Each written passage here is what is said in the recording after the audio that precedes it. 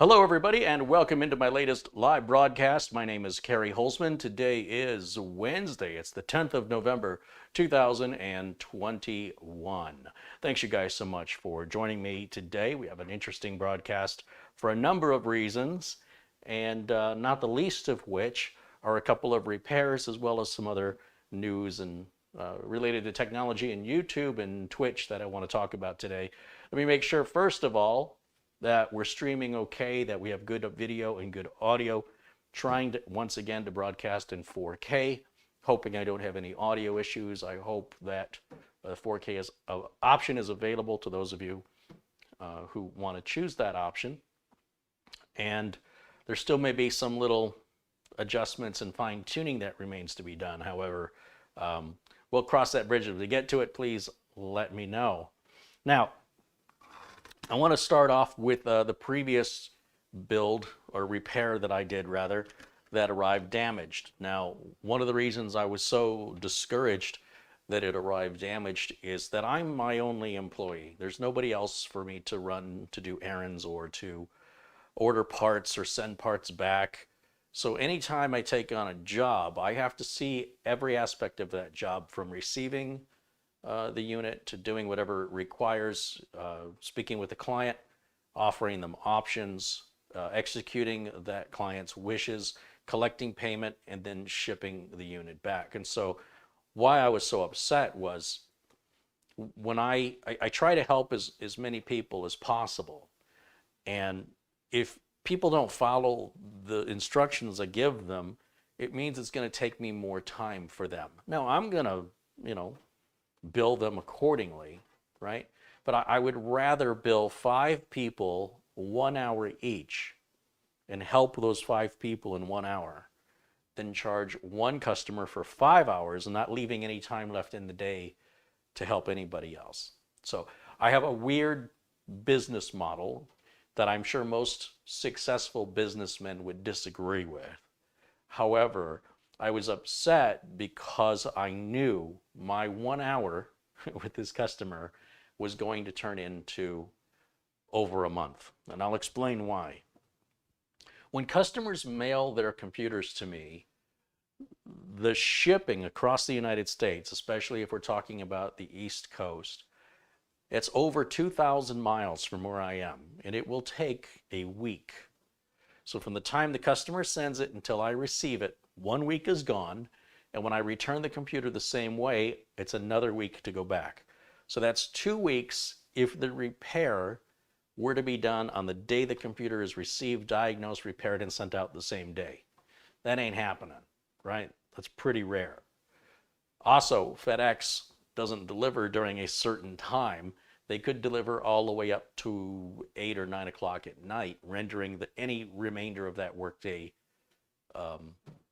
nothing left over. So on top of that, I'm busy working on other people's computers and dealing with support phone calls and invoicing and talking to sponsors or looking for sponsorship opportunities, dealing with Amazon Live, and I still have laundry and dishes and food and everything else I got to do like everybody else. So I was visibly upset because I said, okay, this computer is going to be with me for probably about 6 to 8 weeks would be my guess.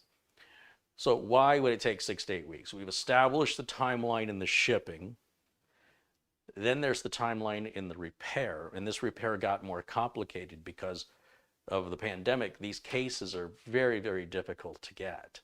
So luckily, we had a viewer reach out that we gave this case to. The community, specifically Rick Hubbard, watching us from England, sent this case to me, filled it with a bunch of Walker's crispy, was it smoky bacon crisps, and with Rick's permission, we gave that to the customer.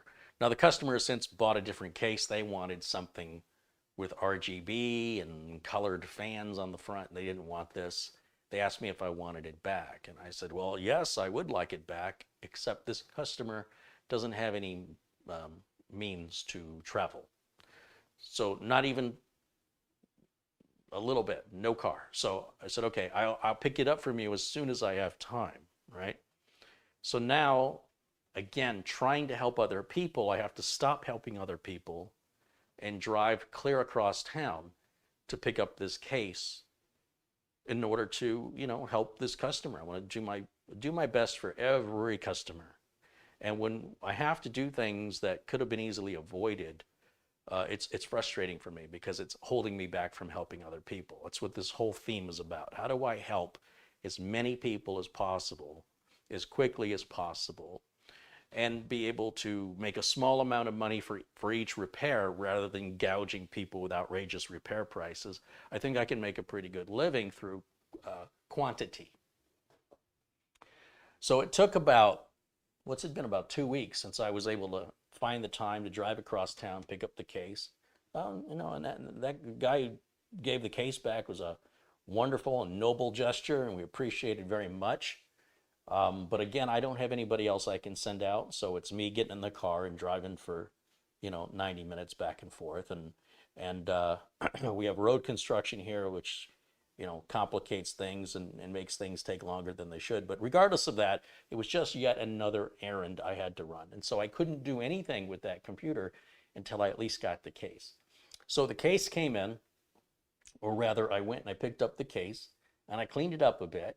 And again, thanks to Sean for giving the case back. I'm sure that Raul here is going to appreciate that, given that they're very, very difficult to find right now, as I mentioned, because of the pandemic. Now, the reason that it was sent here was, at the end of the day, it has a bad memory module. And this is Corsair Vengeance. This is a 16 gig stick. There are 2 of them in here. And at about the same time, Mike Smith contacted me and said that he's got bad RAM too. It's failing the MemTest 86. And he wants to know, he needs something right away. So I said, well, just buy another set of Corsair Vengeance, swap it out, send the bad RAM to me.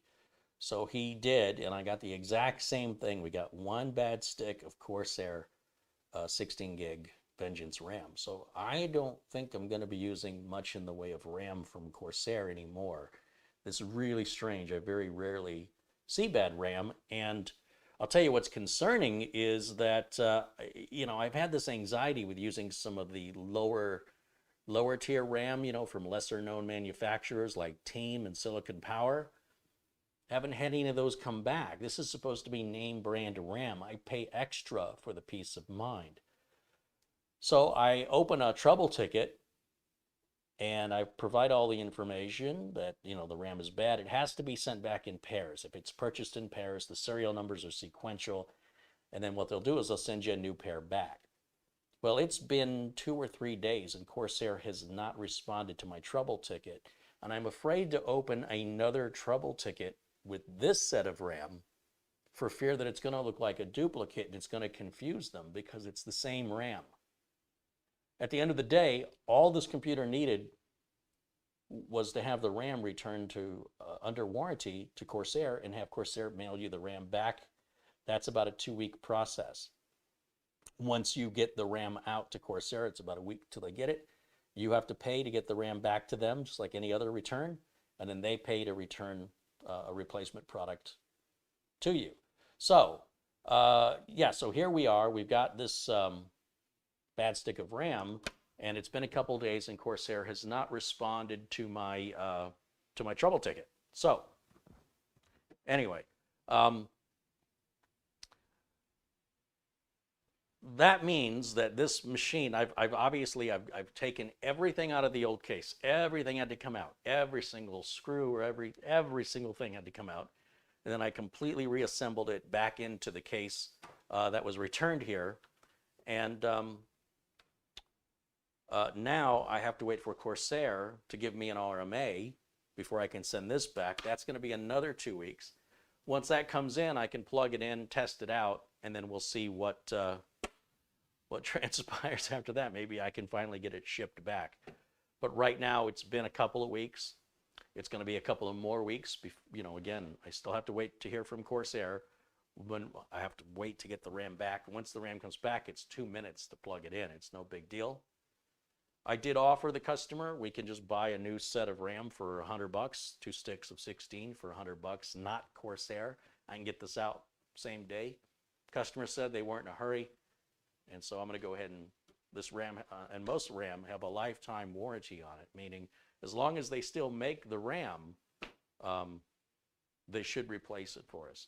Now it sounds like maybe something is going on with the audio. I see that the audio level has dropped a bit while I've been talking, and I've been struggling with some audio issues here lately, and I don't know where the audio issue is coming from, so bear with me for a second. I want to move a couple of wires around just to see if we have any bad.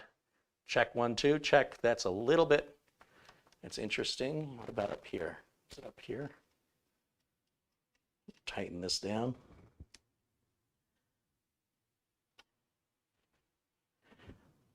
I'm not exactly sure what's going on with this. It's a very expensive microphone setup, and the last thing I expect is to have these kind of problems. Just, again, I'm going to ask you to bear with me here for a minute. See if I can't figure out what's going on there. All right, let's see if that helps. That's already looking a little bit better. And yeah, let me know if it drops again like that. It should be good bold audio there. So in any event, so this is the case that Sean returned to us, again, that Rick Hubbard sent from London. And now Larry in California, he wants the old case. And I told Larry, you know, the case is going to cost as much to ship it as it's going to cost to buy a new one when they're available. And Larry said, look, it's not about the money, it's about the project. I have the tools and the skills. If you just collect all the little broken parts, put them in a little Ziploc bag for me. So now I got to collect the screws because the case is no good without the screws. I got to keep all that together. And then there's another errand, run that off to FedEx. And then somebody else wants to buy one of those little plastic orbs that the Core i9 9900K came in. I'm like, that's like $40 to ship this stupid piece of plastic. And they're like, here's $50, you know, whatever. If you send it, great. And if you don't send it, that's fine. So of course I'll send it. So there's another errand to run. But that's okay. I like to help people. I don't know why people want stuff like this, but I'm happy to help. I've got to get it out of here anyway. It just normally would go in a recycle bin instead of me having to load it up in a car, print out an address, wait in line at FedEx, et cetera, et cetera. So here's the way it looks now. You'll see I was able to preserve most of the cable management. That's the reason why I do the cable management the way that I do it, because each one of these bundles is separated, right? This is all your front umbilicals. There's a power switch, reset switch, hard drive LED, power LED. This is your front audio. You've got power, USB. And all you have to do then is just, there's two nylon zip ties that hold these two together, and then there's a couple right here that hold this. So I only had to cut like four or five nylon zip ties. I didn't have to undo all of it. And then I only have to put back 4 or 5. So that's less discouraging. But it's booting okay, it looks okay, it's running okay. It was missing 21H1, I don't know why. I went ahead and put that on there. And then this is the bad module. And it's just weird to get 2 bad Corsair Vengeance modules so similarly in time. Very strange. And they were both bought around the same era. So I wonder, that means that the computer that I sent Mike Smith must have been so roughly handled in shipping that it damaged his video card. He sent that video card back to me, and it was bad. We tested it here. And Mike ended up running over to Best Buy, grabbed a new video card because he needed it right away. Well, thank goodness that this happened, you know, back then. You can imagine if he was in that situation today. And I ended up sending that video card back and got it replaced, and it sits on a shelf for a future build. But now Mike had bad RAM. Now you can imagine how this makes me look, right? I built this computer. The first one I built for Mike, he's never had a single issue with, and he still uses it today as a test bench. So to now have RAM go out and a video card go out just goes to show you, you can still build everything right and things can still fail. Randomness in life is unavoidable. And the important thing is that when you're dealing with a manufacturer, that they're quick to respond and give you a solution. And this is where I'm having a problem with Corsair. I should have already had a response to my support ticket within 24 hours. Now, we're going on 72 hours and I'm just being ignored. And I still have another support ticket to make. But like I said, I only want to do them one at a time because they're exactly the same.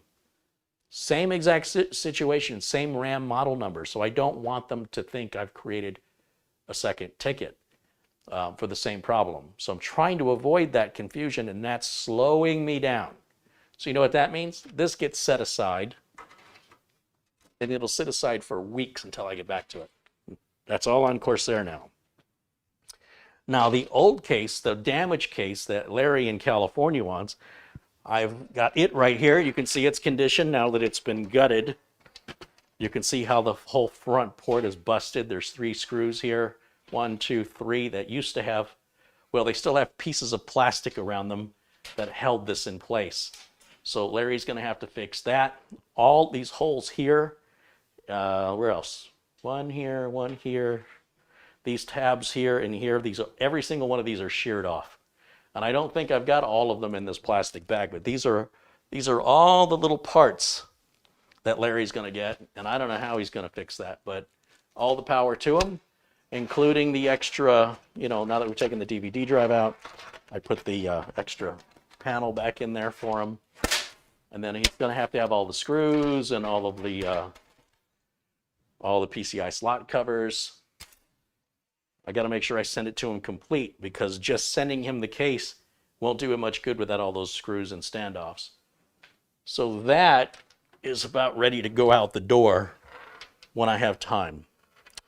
So I'm going to set that over here. So that's something else that can go into the pile of one day. This is how these repairs, are you starting to understand why a repair might take 4 to 8 weeks now? Is it starting to make sense? The shipping alone is 2 weeks. 1 week to me, 1 week back to you, unless they're West Coast. But a lot of my customers, for one reason or another, they're on the East Coast. And, it's expensive and very time consuming. And then they likely damage the machine if they don't pack it correctly. So that's what happened to machine 1 that arrived. Machine 2 was packed correctly, but the heat sink wasn't secured. So the heat sink was bouncing around in there, but turns out the board's okay. We're not going to use that board anyway. It's an old Z97. We're going to put a B460 together. Speaking of that, the new B560 HD3 has been released. Newegg had them on sale for $89.99. That'll be the 8-year build for 2022, right? It'll just be an 11th gen i5 or i7 with a B560 HD3 board. It's got all those video outputs people love, so it's compatible with their older monitors. And the board's $100. I think Amazon's got them for $110. So I'll be making a video about that here as a 2022 update. And then, of course, then there should be a B660. And when that happens, a B660 HD3, I'll do a 12th gen update, which I'm guessing will happen sometime around Q2 of 2022. So there'll be 2 8-year builds in 2022, an 11th gen and a 12th gen. Now, I've missed some contributions, and let me say thank you to these kind folks. It looks like Terry Zanders contributed $5. He says, "Hi, Carey, live from Texas, made it safe. Good to see you." Hey, well, welcome to Texas, Terry, on behalf of Texans. And there's Sean in the chat room. He says, "That's my old case. I'm glad you could use it again." That's Sean. That's the gentleman we gave the case to. And now he's returned it to us. So again, thanks to Sean. Tim Soul contributes $5. He goes, "Here's some Gatorade money. Keep up the great work, Carey." Thank you, Tim. And then if there was any others, I'm sorry, YouTube is not letting me scroll past. Editor MG contributes $10. He asks, or they ask, what's the best company to find a full tower floor standing case? Not a mid, like a 90s style with retro bays and swivel feet. I don't know, but if anybody in the chat has some suggestions, I do know, like if you're looking for a monster case, Thermaltake and Case Labs, but I think Case Labs went out of business. They traditionally made the biggest cases. But as far as swivel feet or that old style design, I'm not aware of anybody that's currently making that. You could probably find one and refurbish it. Maybe, I don't know. That's a good question. But if anybody in the chat knows the answer, please let them know. Hey, there's Madi Yoel in the chat. Contributes $50. Thank you, Madi. Appreciate that very much. And Bob Connors with $15. He says, I'm sorry for the problems I caused. I hope this helps a bit. Oh, you don't have to apologize, Bob. It's not your fault. Listen, when somebody sends their computer, right? And in Bob's case, we'll talk about that in a minute. Let's bring up Bob's computer because Bob shipped his computer from northern Michigan, which again, over 2,400 miles, I want to say, 2,300 miles. And it arrived a day early, right? FedEx said it wasn't going to arrive till tomorrow, and they delivered it today. So, that's good. That's what I'm used to. Unfortunately, so I said to Bob, take your computer to FedEx, have them pack it for you. Well, for some reason, his FedEx store has the box and has the packing material, but they said, we don't pack. Well, then why do they have the boxes and the packing material? That's weird.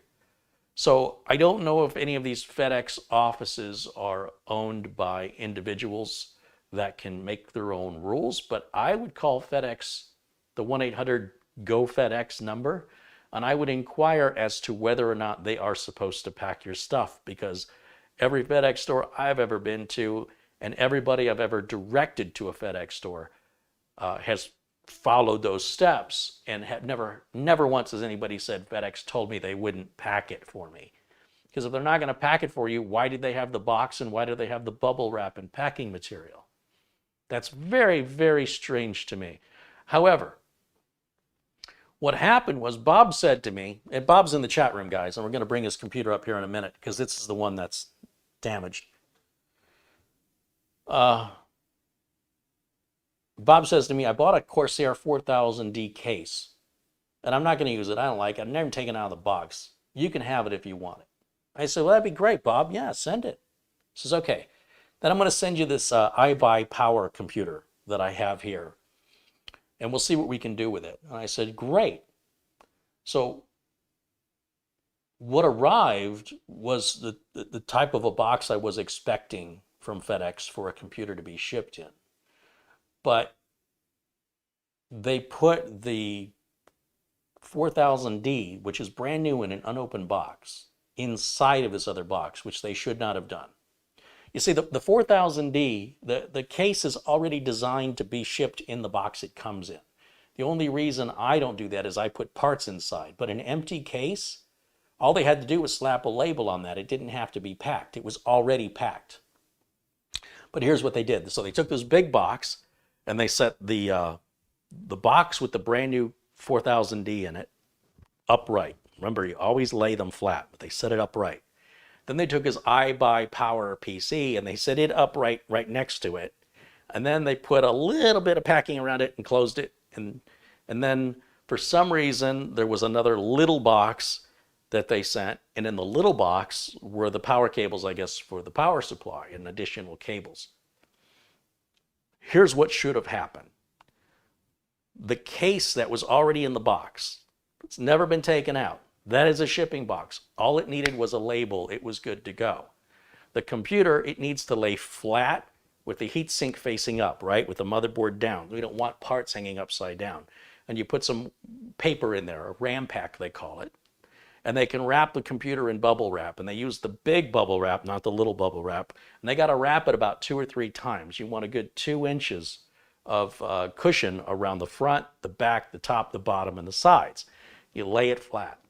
Then you can take the cables and anything extra and just throw it in there because those aren't fragile, right? You could put it in a Ziploc bag and just tell the FedEx person, just throw this anywhere in there. It doesn't matter. Even put it towards the back of the case instead of the front. It won't cause any harm, or lay it on top. And then what they do is they cut the height of the box down to whatever that height is. So you're saving money on the shipping.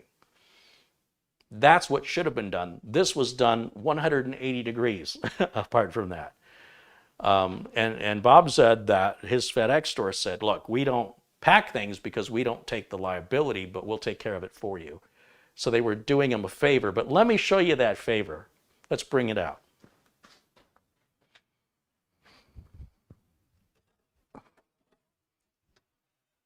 Now, Bob said he was going to clean this computer up before he sent it. I said, nah, send it dirty. Send it dirty. Don't clean it.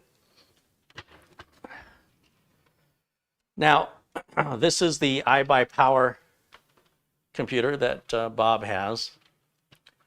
And you can see a little bit of damage here. But more importantly, if I tilt it down this way, I think you can get a better view of just how bad that damage is. So this whole piece, right? This is supposed to be one piece. And as far as anything on the inside, I don't know. We're going to find out on camera, but it is significantly damaged. The whole top, this whole piece here is all dented in, and it's separated away. And you can even see right here, like I can get my hand into it, right in here. I can get my hand down into the front of the case. That shouldn't be. And then this corner is all jacked up. So this whole front bezel's busted. This whole top bezel. Wait a minute. I take it back. This is the bottom. So this is the bottom of the case that's busted. It's torn here. And that appears to be the only damage, but it's significant. All right, so one more spin around.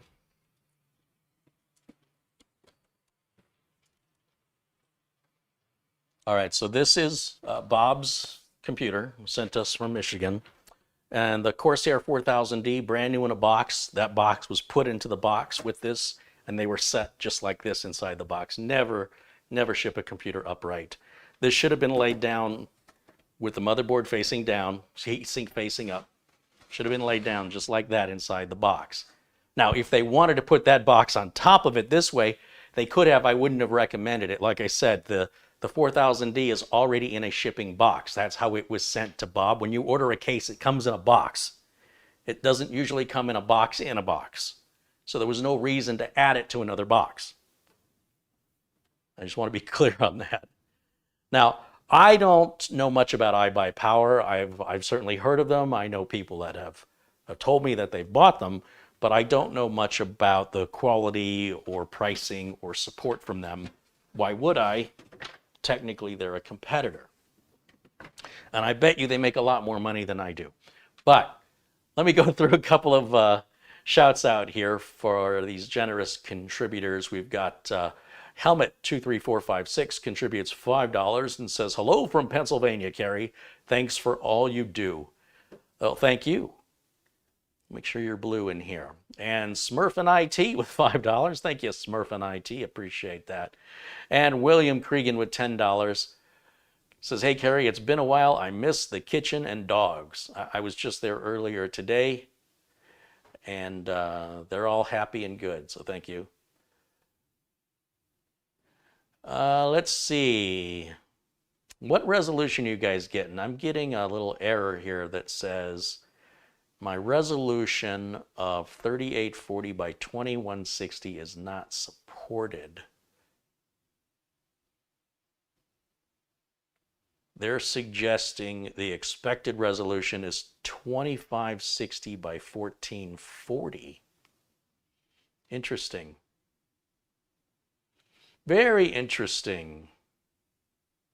So I'll have to make that adjustment. Hey, William, thank you again for your contribution. Patrick Grusos said FedEx stores are independent franchises. Well, there you go. Bob says FedEx store sells you the boxes and packing material and you do it yourself. I've just never seen a FedEx store do that before. Bradley says, greetings from Hawaii. Welcome in, Bradley. Matt Power says he's got a C70 green case if you want it. Well, any cases I get, we use in the giveaways, right? So there's no case I want. Let's be clear on that. But if there are extra cases around that people don't want, we'll use them in giveaways. Captain Blinsky, 58, contributes $5. He says, good evening from Southwest Pennsylvania. My 6-month-old build is fantastic, running fast and smooth, and my thanks again. Right on. Well, appreciate the update on that, and make sure you're blue in here as well. Winston Liu contributes $5 Canadian. Says, FedEx in Vancouver, Canada have good service. Yeah, I would expect they would. That's why I recommend them. It's what I've always gotten. And Aaron Computer Tech with $5 says, hey, Carey, your videos are always entertaining and educational. Right on. Well, thank you for that. I appreciate it. So it wants me to change this resolution to what? 2560 by 1440. 2560 by 1440. What resolution is that? That shouldn't be 4K. 2560 by 1440. Oh, I guess that's the lower 4K. It's quad HD. It's not full HD. Full HD would be 3840 by 2160, which is what I have it set to. And you know, if it's working, I'm going to leave it alone because I don't want to have to start and restop the stream. And this is using the new Elgato 4K capture card here. So we'll see how this works out for us. But so far, everything's looking okay. As long as 1080 looks good, that's my major concern. I just want to make sure I have the right settings. Stream output. Where is it? Video. There it is. So the output resolution is supposed to be, what did it say?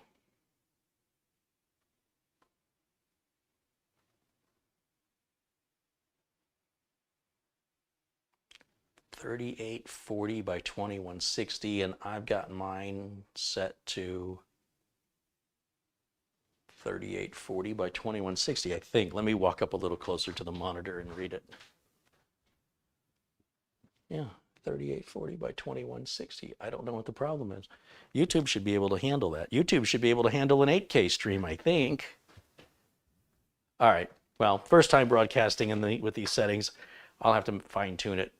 We'll take care of that another day. Because I've got work to do today. So as long as the picture looks good, sound looks good, I'm going to ignore it, keep going.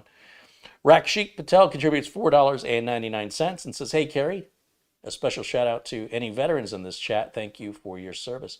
Ah, Veterans Day. Yes, of course. A shout out and a moment of appreciation is the least we can do for the veterans who volunteer to serve and protect this great nation. And thank you for reminding me about that. All right, so I'm not exactly sure what's going on with this case. I've talked to Bob on the phone, and I also had to talk to Raul, and I had to talk to Steve, and I had to talk to Dave, and I've mixed up who said what. So I suppose let's take the cover off. Let's take a look at what's inside. Let's see what we're working with.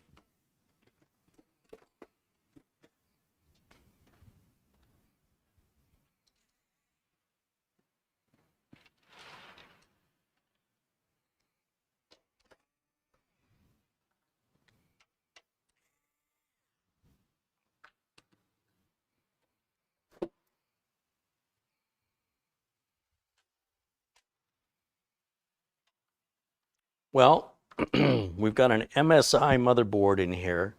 And as I recall, Bob tells me that he had an MSI. So this thing was built with an MSI motherboard. It went bad after a few months.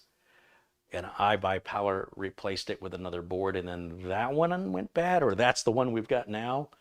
And Bob's like, whatever you do, don't put an MSI motherboard in there. Totally understand, Bob. Loud and clear. I can't say that I think MSI is not as good, but I certainly don't use them as often, and I don't know what their support is like. Although lately, everybody's support's really been bad. Gigabyte's been really, really dropping the ball on getting back to open support tickets. Corsair is now doing it. Just disappointed. I don't like all these drive rails, but that's just, bizarre design choice from the case manufacturer. Everything's been disconnected from the board, I see. For some reason, we have some USB cable here. HDMI, USB 3 is not installed for some reason. I'm guessing he was diagnosing it himself, or somebody was, and just couldn't get it working and said, just leave it like it is. And that's fine. No problem with that. I get it. All the power supply cables have been removed. That's what was in the other bag, I suppose, were all the power supply cables. We've got what appears to be like a Hyper 212 Evo. It's definitely not a Hyper 212. It's an Arctic cooler that's on there.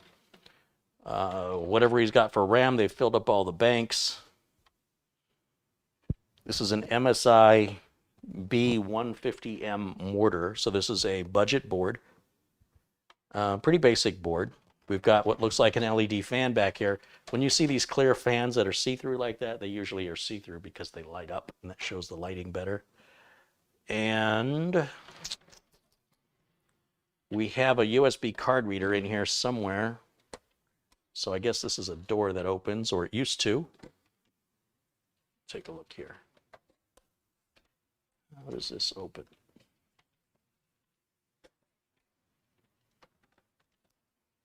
So the damage may have impacted our ability. Sometimes these doors slide down or slide up. This one is improperly, I can see it's flush with the case at the bottom, and then as it goes up, it's away from the case, like it overlaps it. And it's jammed in there good. So I don't know. I do not know. Maybe we can just take this whole cover off. But I see another fan down here. Aha. So the left side opens, but it's jammed up in here pretty good. One of the reasons I don't sell computers with case stores is this kind of stuff happens. And if this doesn't happen, it's usually a matter of time before somebody bumps into it when it's open. Also, if the computer were to be on the left side of your desk, let's say, like you're over here working and you need to put a DVD in and you have to open the door towards you, it can be hard to get in there. So the fact that the door only opens one way means that if you put it on in this case, on the left side of the floor or the desk of where you're working, it would be in your way to access anything behind the door. Then, of course, you have the damage, right? So the doors constantly break. It is a very common thing I see a lot of, are these case doors broken. Very, very rarely will I see a case more than 2 years old that has a case door where the case has not been busted in some way, shape, or form.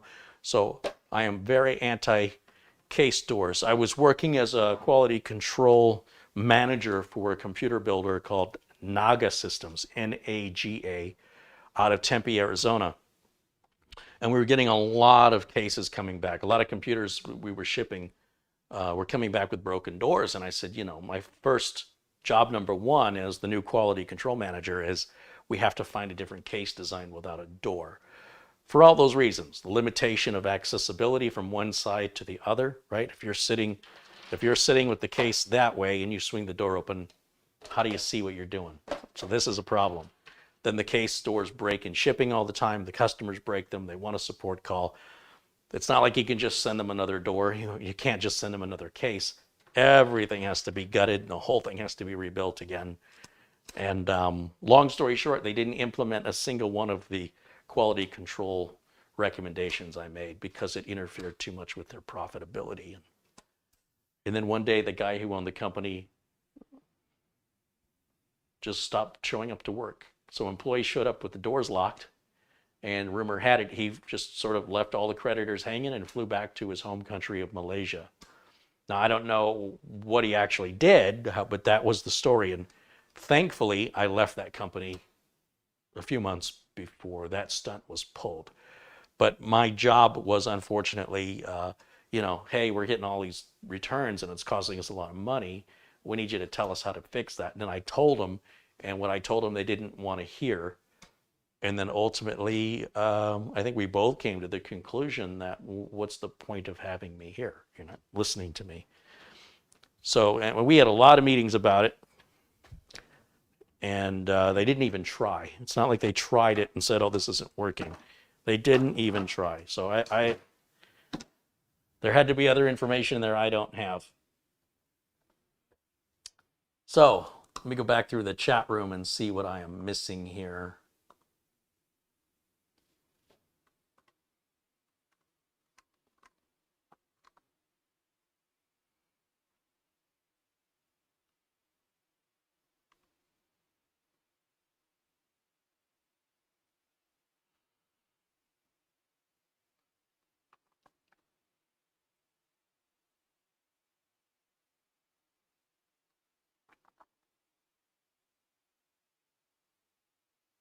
Bob Shoemaker says, thank you, Carey, U.S. Army. Right on.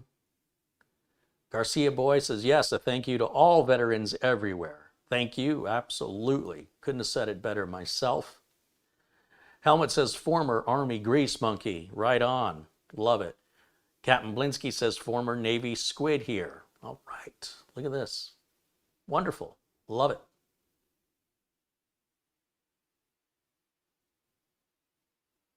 Kurt says, thank you to all the vets on the channel tonight. Absolutely, and all the vets watching later who aren't catching it live. Mort Mott said, former United States Air Force. Right on.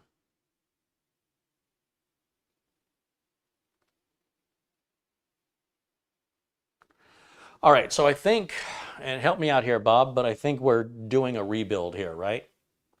The question is, do we even want to reuse the case? Given the damage, this whole top piece here is gone. It is toast. If it were a popular case, we could just, order this piece. I think this piece pops off. I think. It's just cheap plastic.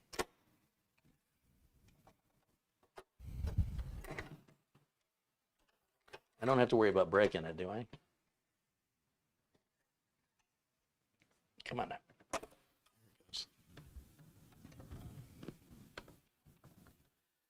See some screws holding something in, but I don't know what.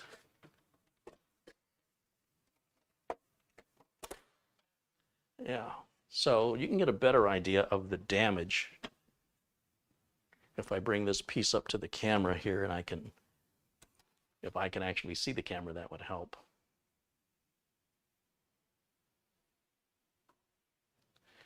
Okay, so here's the top of the case.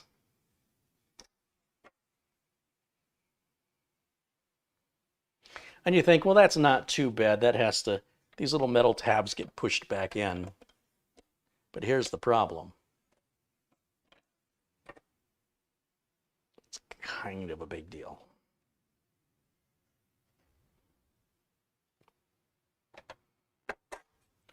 Now, interestingly,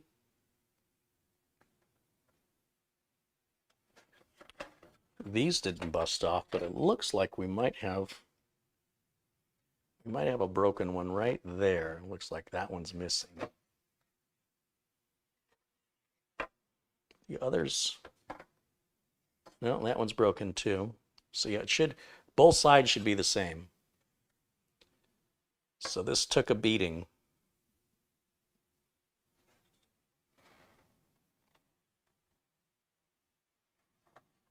Particularly on this side of it for some reason.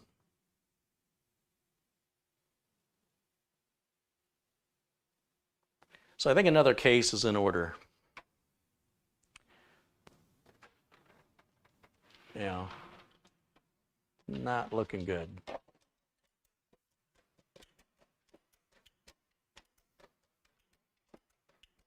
Doesn't really work well anymore.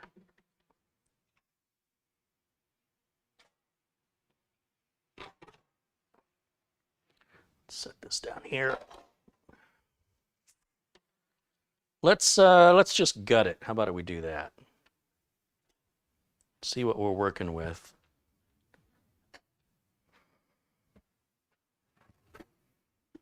Take the other side panel off.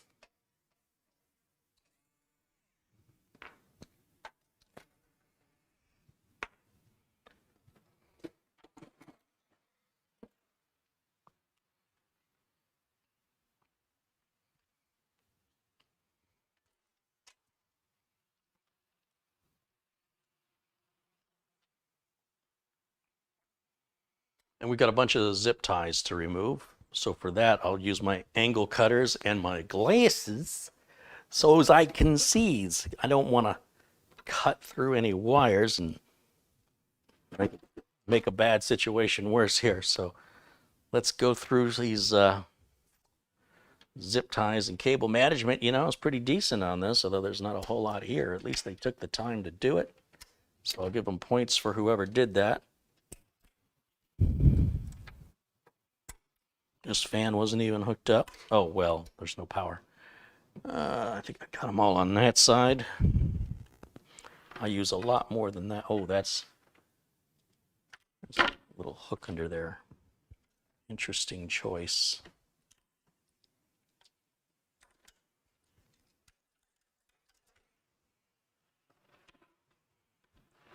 Once again, no reflection of the owner. This is a reflection of the company that built it.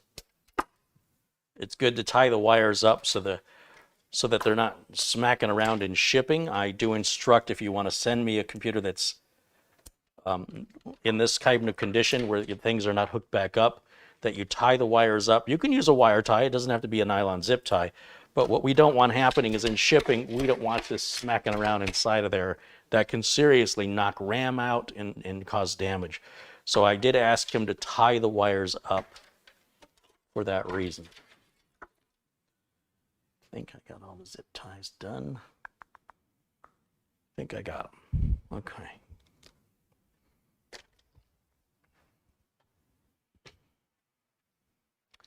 Well, I am happy to report that YouTube is removing the ability to see dislikes on a video.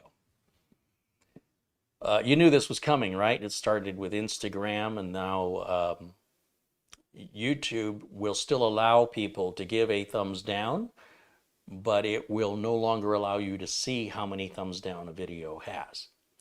Well, this is great for the people that are trying to disrupt and, you know, cancel culture, and they're trying to emulate a large crowd when there's just, you know, tens of them, and they try to act like they're thousands, and they set out to attack. And this is a tactic that they will often use because they're simpletons, they're morons. And I'm glad YouTube has finally caught on. I mean, it took them a couple years, but the content creator can still see the thumbs down personally, but nobody else can. So that's been a long time coming, and it's a welcome change, and I'm glad to see YouTube doing that. There was an article in the New York Times today about people who stream on Twitch, that half of the people that earn a revenue on Twitch make less than $25 a month, something like that. That was just today in the New York Times. And if I were you, I'd read that article. If you think content creators are making a lot of money, and I'm seeing a lot of content creators just giving up. They're just like, that's it. Now, these people on Twitch, they're gaming. They're getting paid to game, but you know, they're spending hundreds of hours doing it, and their compensation's really, really terrible. When you guys ask me why I'm not Twitch, why I've not been broadcasting on Twitch regularly, this is exactly why. I said Twitch has made a lot of money for me, and they've paid me nothing. So I'm happy to see some attention brought to that as well. So as far as news goes, I was happy to see that this was brought out to the general public so they can see what's really happening here. And you know, YouTube pay is bad, but it ain't Twitch bad. Okay, Twitch is a whole nother level of bad. And you know, Twitch's revenues are incredible. So the idea that their content creators aren't making, you know, enough to go out for dinner is insane. And they rely, the Twitch content creators rely on their audience to contribute. That's how they're able to make ends meet, some of them. And so if you don't have an audience, then you're not getting those contributions, and all you're getting is your Twitch money.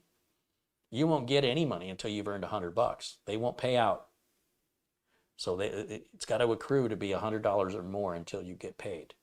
So if you're only making $25 a month, or even if you're making $25 a week, you know, it's going to be a while before you get your $100 check.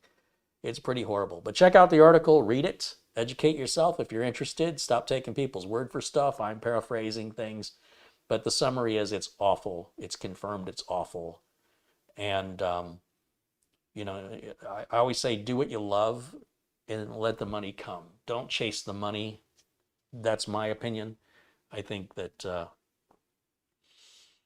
I know a lot of people who go to a job every day that they hate and they barely make ends meet and they have no control over their income. It's whatever their employer decides to pay them. And, you know, that's just not for me.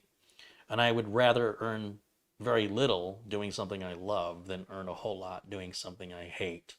So that's just my philosophy. That's just me. But I was happy to see both the news that Twitch is getting called out for what it is, and YouTube is finally going to hide that like button results. Now, there are some YouTube channels that can say, hey, I don't want you to hide my like button results. I mean, I don't know why a YouTube channel would say that, but YouTube is saying, you know, you can appeal this decision for your individual channel by this certain date. Otherwise, that number will no longer be visible to viewers ever again for any video you've ever created or ever will create. Hallelujah. Hallelujah. It's just giving some viewers a false sense of power that ultimately is an illusion, and it's just an aggravation. It's sort of like living with malaria. And so finally they're handing out screens that you can put around your bed so you can sleep safely at night to avoid those pesky mosquitoes that are trying to cause you harm. It's about the same mentality level too. So this is not rocket science. YouTube is certainly not a pioneer in coming up with this idea. They're following the trends and seeing the abuse and harassment, and they are late to the game, but at least we got there. All right, so that's good news. But, you know, Timmy Joe is a tech. I really enjoyed watching his stuff. He's burned out. He's done. He's just had it. He's just done with YouTube. I've seen a couple of other content creators that are just saying, that's it. People are too abusive. YouTube is too hostile to deal with. YouTube can be very, very difficult. They can pretty much cut off your revenue with the flip of a button with no warning and not even tell you why.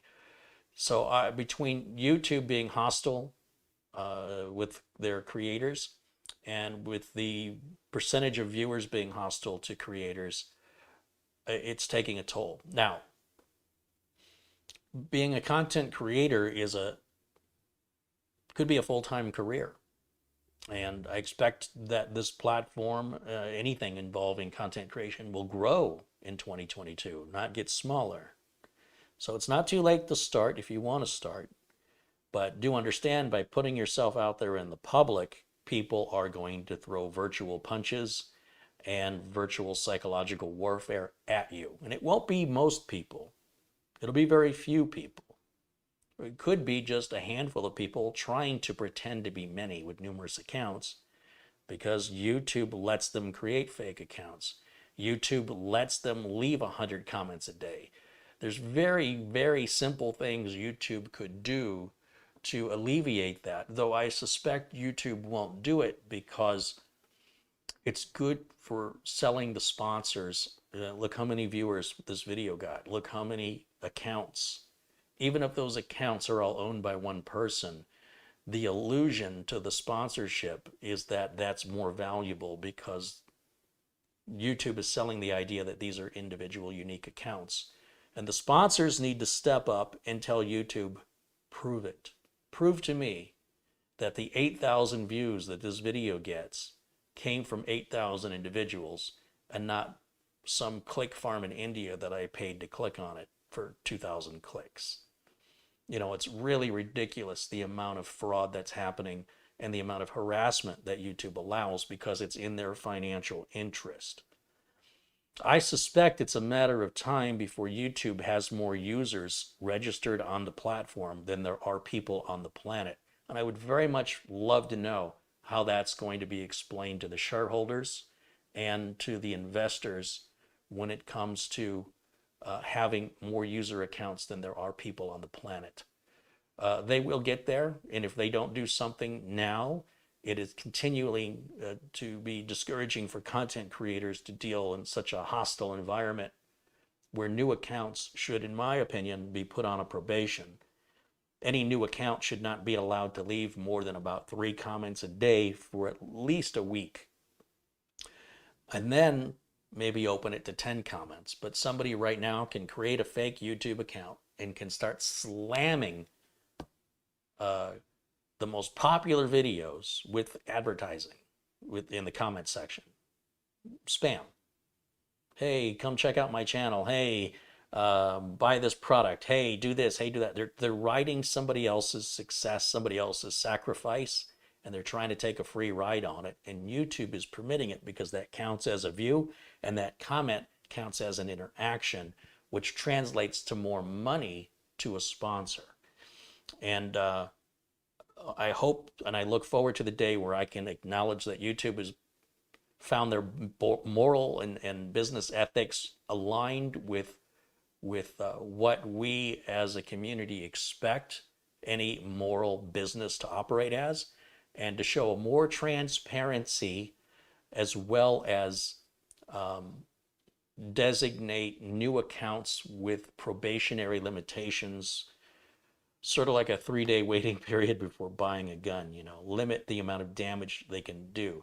Like if I ban somebody, it doesn't remove all their comments. I have to do that by hand. So, and if I have somebody harassing me that's subscribed to me, I cannot unsubscribe you. So there's a number of things very, very easy that YouTube could implement that go against their, again, I'm just speculating here, but they go against their best financial interests. So the more I get punched and harassed, the more psychological warfare I have to endure from the, albeit small number of YouTubers, YouTube users, I should say, the more YouTube makes. The more I suffer, the more money YouTube makes. That's what I'm getting at.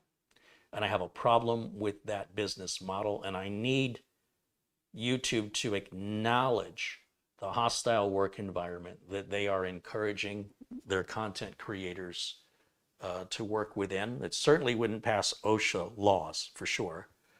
And contractor or employee, regardless, a hostile work environment is not good for the employer or the employee. And it's just, YouTube is so big, they can barely move. They're so fat and bloated, they move slower than a snail. And that's why it's taken them this long to remove the views on the dislike. And I think that should have been done 3 years ago. But, you know, again, we got there. But think of YouTube as sort of this large, obese, Jabba the Hutt-like creature that needs assistance moving. And the fact that it moved at all, congratulations. Now, let's lose some weight. Let's get a little more flexible. And let's work on getting back in shape. YouTube has let itself go. Twitch, I've already made my feelings about Twitch clear. You know, if you're playing games and you're having a good time and you want to stream, and that's fine. If you want to make a living from it, I don't know how that's possible. But do what you love, find a way to make the money. And even if it's not a lot of money, if you can just survive off what you're making, I call that a win, because you're doing what you love to do. And understand that, you know, as long as you're working for somebody else, they're determining what you're worth. So unless you go out and get your own sponsors and make your own deals, you're the only one holding yourself back. I expect, once again, to see content creator to be acknowledged as a career path, and or influencer. And influencers are being taken more seriously now, especially with the pandemic. When you have influencers that are influencing people in a way, or with politics that doesn't align necessarily with factual information, but emotional information, and there's no designation to or distinction between them, it creates a situation that YouTube and other social media sites are being forced to deal with. So, any event, look forward to the down button. You can still click it, but you won't be able to see the total number of clicks anymore, platform-wide across YouTube's across YouTube videos. Again, unless a specific creator asks for an exemption, which again, I don't know why anybody would endure having that opportunity to be abused. So, in any event, that was the little plastic clip that broke off. I want to go ahead and disassemble everything here so we can see what we're working with and what's happening. And I need my red driver, and we're going to just tear this down. It only takes a minute to tear everything out. You know, as much as I talk about the hassle of having to move all the parts from one case to another, the issue is more about getting the case and redoing the cable management. For me, that's the issue for me.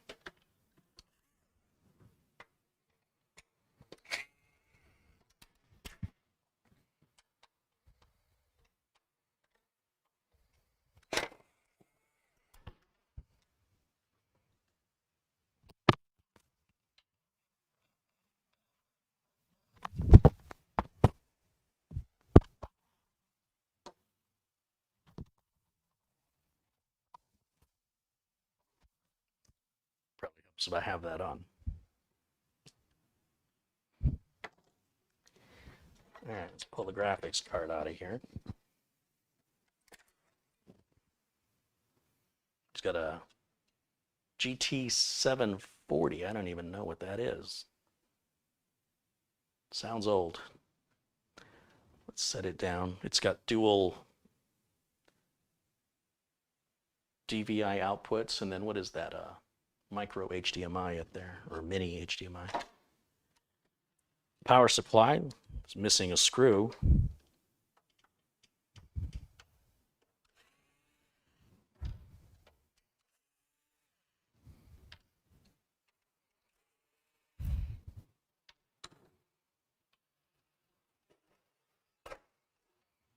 Got an EVGA 850P2. It's a good power supply.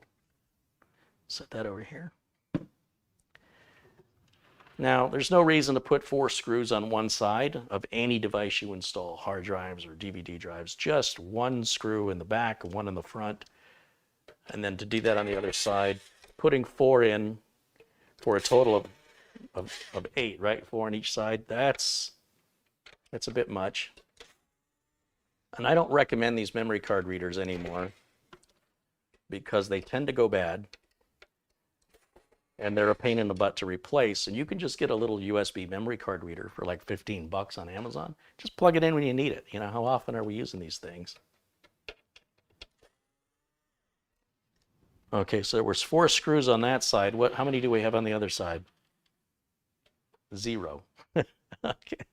What I would have done, I would have put 2 screws here at the bottom and 2 screws here, because that's what these slots are for right here. The screws would have aligned. 1 screw here, 1 screw there, and then same on the other side. We've got a screw holding in the optical drive, just 1. Interesting choice again. And what about the other side? Do we have anything holding it in? We have a quick release with a screw. That's kind of redundant, but we'll go ahead and take the screw out. It's fine. And we'll go ahead and see how this works. Usually you push something, slide something.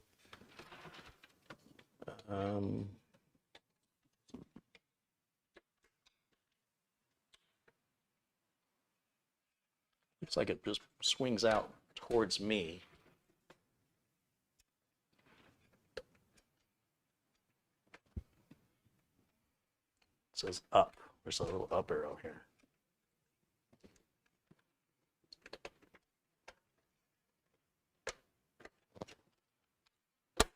There it is. And then we should be able to slide both of these pieces out. So there's the card reader. Once again, I would just go online and get a USB card reader. You plug it in whenever you need it. Stop dealing with these. These are a hassle. I used to get so many support calls for these. But in the optical drive, these are 20 bucks brand new all day long. And this one looks like it was made, oh, let's see if we can get some focus on this. What year? 2015. June of 2015. And it's an LG. These are good. This is probably still fine. And we'll set it down over here. Okay, that takes care of that. That is just something else, isn't it? No, I'll just set this anywhere. Okay, then we've got an add-on USB card here. Silverstone makes these, by the way, among others, but I recommend the Silverstone one. And that's if you wanted to add more USB ports, or maybe your computer's older and it doesn't have USB 3.2 or something like that, and you want to add it, you can just buy one of these little USB add-on cards, and they usually sell them a couple different ways. You'll see this one has the option to hook power up to it, so you can have powered USB, because some devices won't run without having that power connector hooked up. Like a flash drive would be fine, but like a spinning hard drive or something would probably need power, and it wouldn't work unless you plug the power in.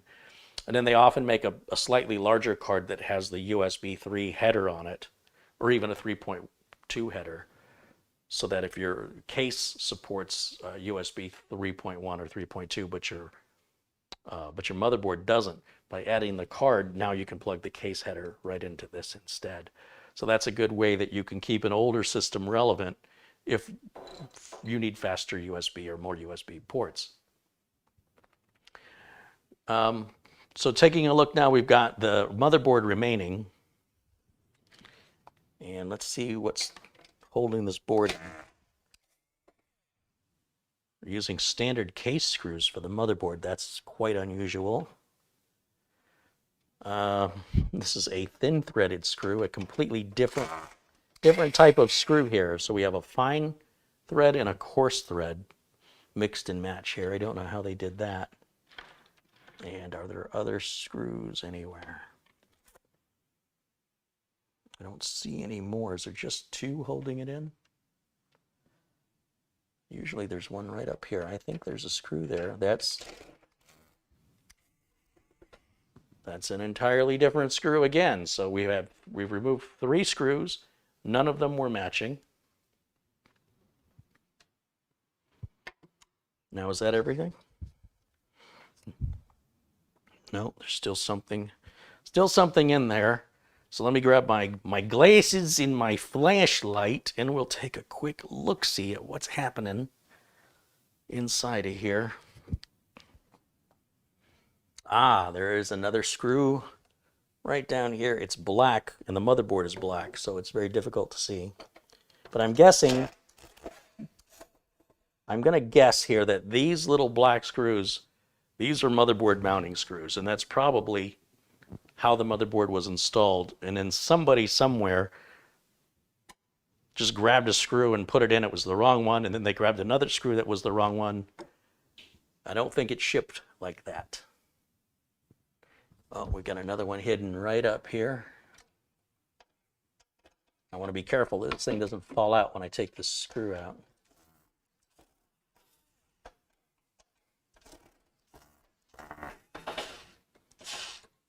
Okay.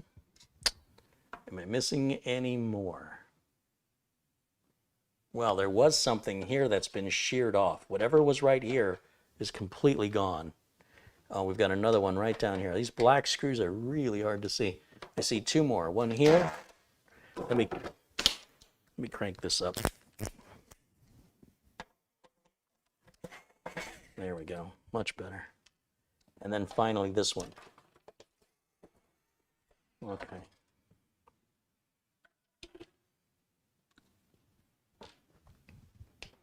But right here, it looks like the head of a screw sheared off on that post. Just completely sheared. Let's see if I can pull that out and I'll show it to you close up. That's about the worst thing you can experience if you build a PC, because you don't normally get extra standoffs. Well, it depends on the size board you're installing in the case. But yeah, it'll ruin your whole day. It's not likely you're going to run over to a hardware store and find these standoffs. I mean, I'm sure you can order them on Amazon, but they come in different heights. So I'm not even sure how you're going to know you're getting the right height. But this, if you look closely, you can see the top of the screw is gone, but the screw is still installed into the standoff. That is not good. Not good. All right, and everything else is an empty case. That's all there is to that case. It reminds me a little of that Fantex 410, that first system I did for Mike Smith back in 2013. Let's move this off to the side.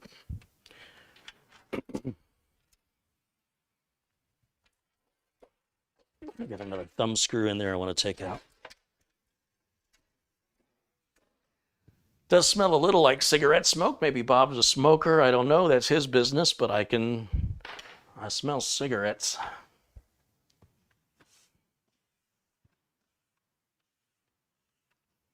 Let me just clear some of this dust off of here. And let me wash this off my hands. Bear with me for a minute. I'm going to step out of frame and let's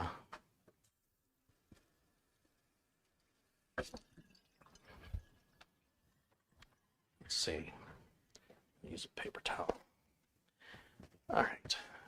What else do I want? Let's get a Gatorade. All right. So what I'll do for now, I don't really need this power supply yet, so we'll put that over here with the case. So we'll figure out what we want to do. And let's take a look at what I'm missing in the chat room here.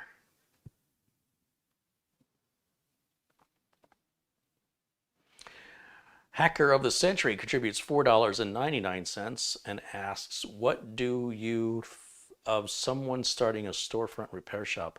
Also, should someone start a cloud or an IT service? Would be hard to start.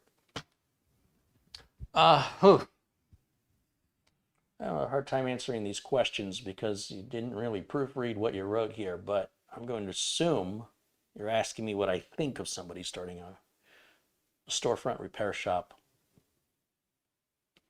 I don't know. I haven't done that in a long, long time. And I think that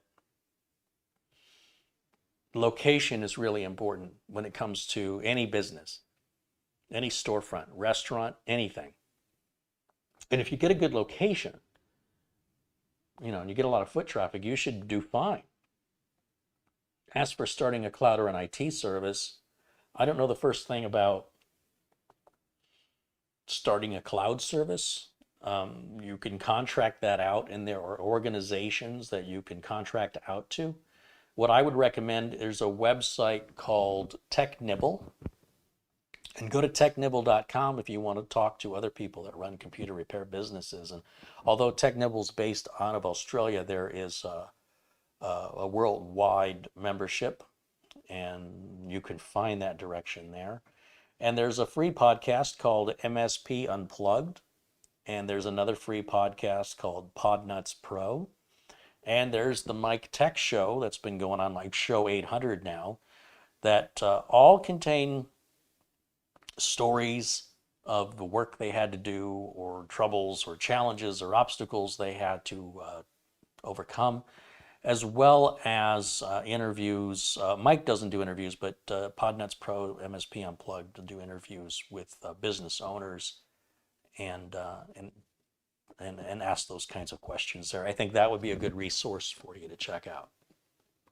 And of course, the Tech Vets podcast that Mike Smith and I do is also a good resource for, uh, hearing those tales from the trenches about running the business and dealing with the customers and dealing with the problems and dealing with the vendors and everything that's involved in all that.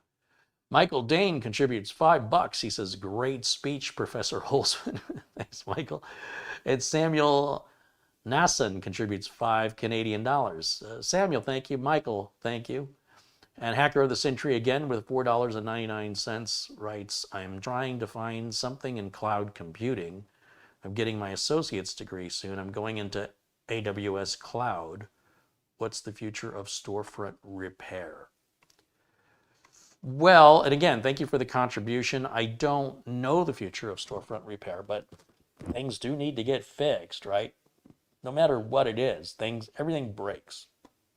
And if you have a good location with a lot of foot traffic and you are fixing a number of things, not just fixing one thing, if you can diversify what you're repairing or what other services you might offer, that would obviously be a benefit to you being a successful business. So a lot of places like, there's franchises like You Break, I Fix, where you can buy into the franchise and all the homework's already done. They've got all the marketing materials and everything. And you just have to find a good location, and you're opening up equivalently like a Subway store, right? Subway sandwich shop, where all your vendors are already selected, all your prices are already set, all your services, all that's, and you just buy into something that pre-exists. If you want to build it yourself, well, you do whatever you want to do. Elon Musk likes to do what's not possible. So if you said, I want to start an electric car company, what do you think? I'd say you can't do it. It's too expensive. It's not easy to get a car to pass the requirements that it needs for safety. Buyers are very particular about panel gap and fitment. You'd be a fool to try and start a car company today. It would be millions, hundreds of millions of dollars to get that off the ground, and you wouldn't make money for years. Elon did it anyway, right? Now we have Tesla.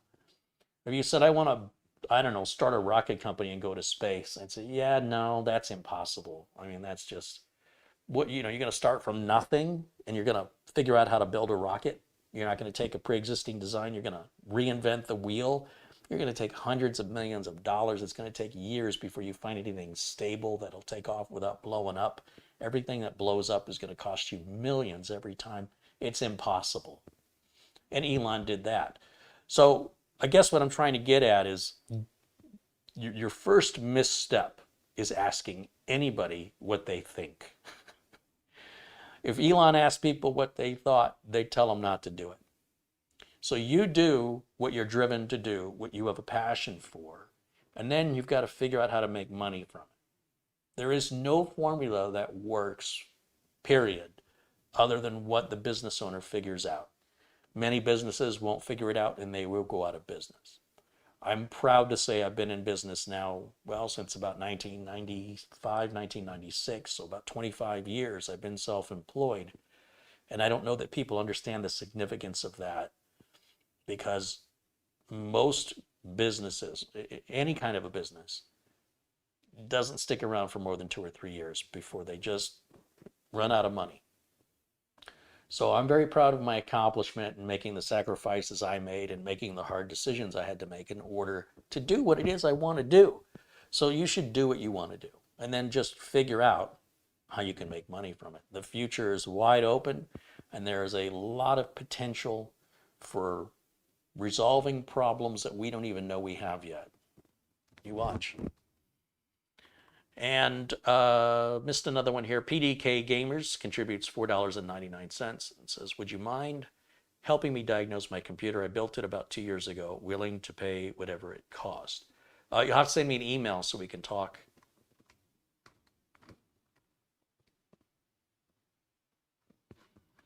That goes for all of you. My issue, again, is time. So, trying to help somebody with a computer I've never seen before, I know nothing about. It's a lot of information. It's like, okay, what's the motherboard? What's the chip? What's the CPU? What's the RAM? What's the storage? What's the case? What's the power supply? Did you build it yourself? How long has it been working? When did the problem start? What was the last thing you remember doing before the problem started? You know, there's a lot of things that I can do when I have a machine in front of me that I can do instantly that take an hour of a conversation to get there.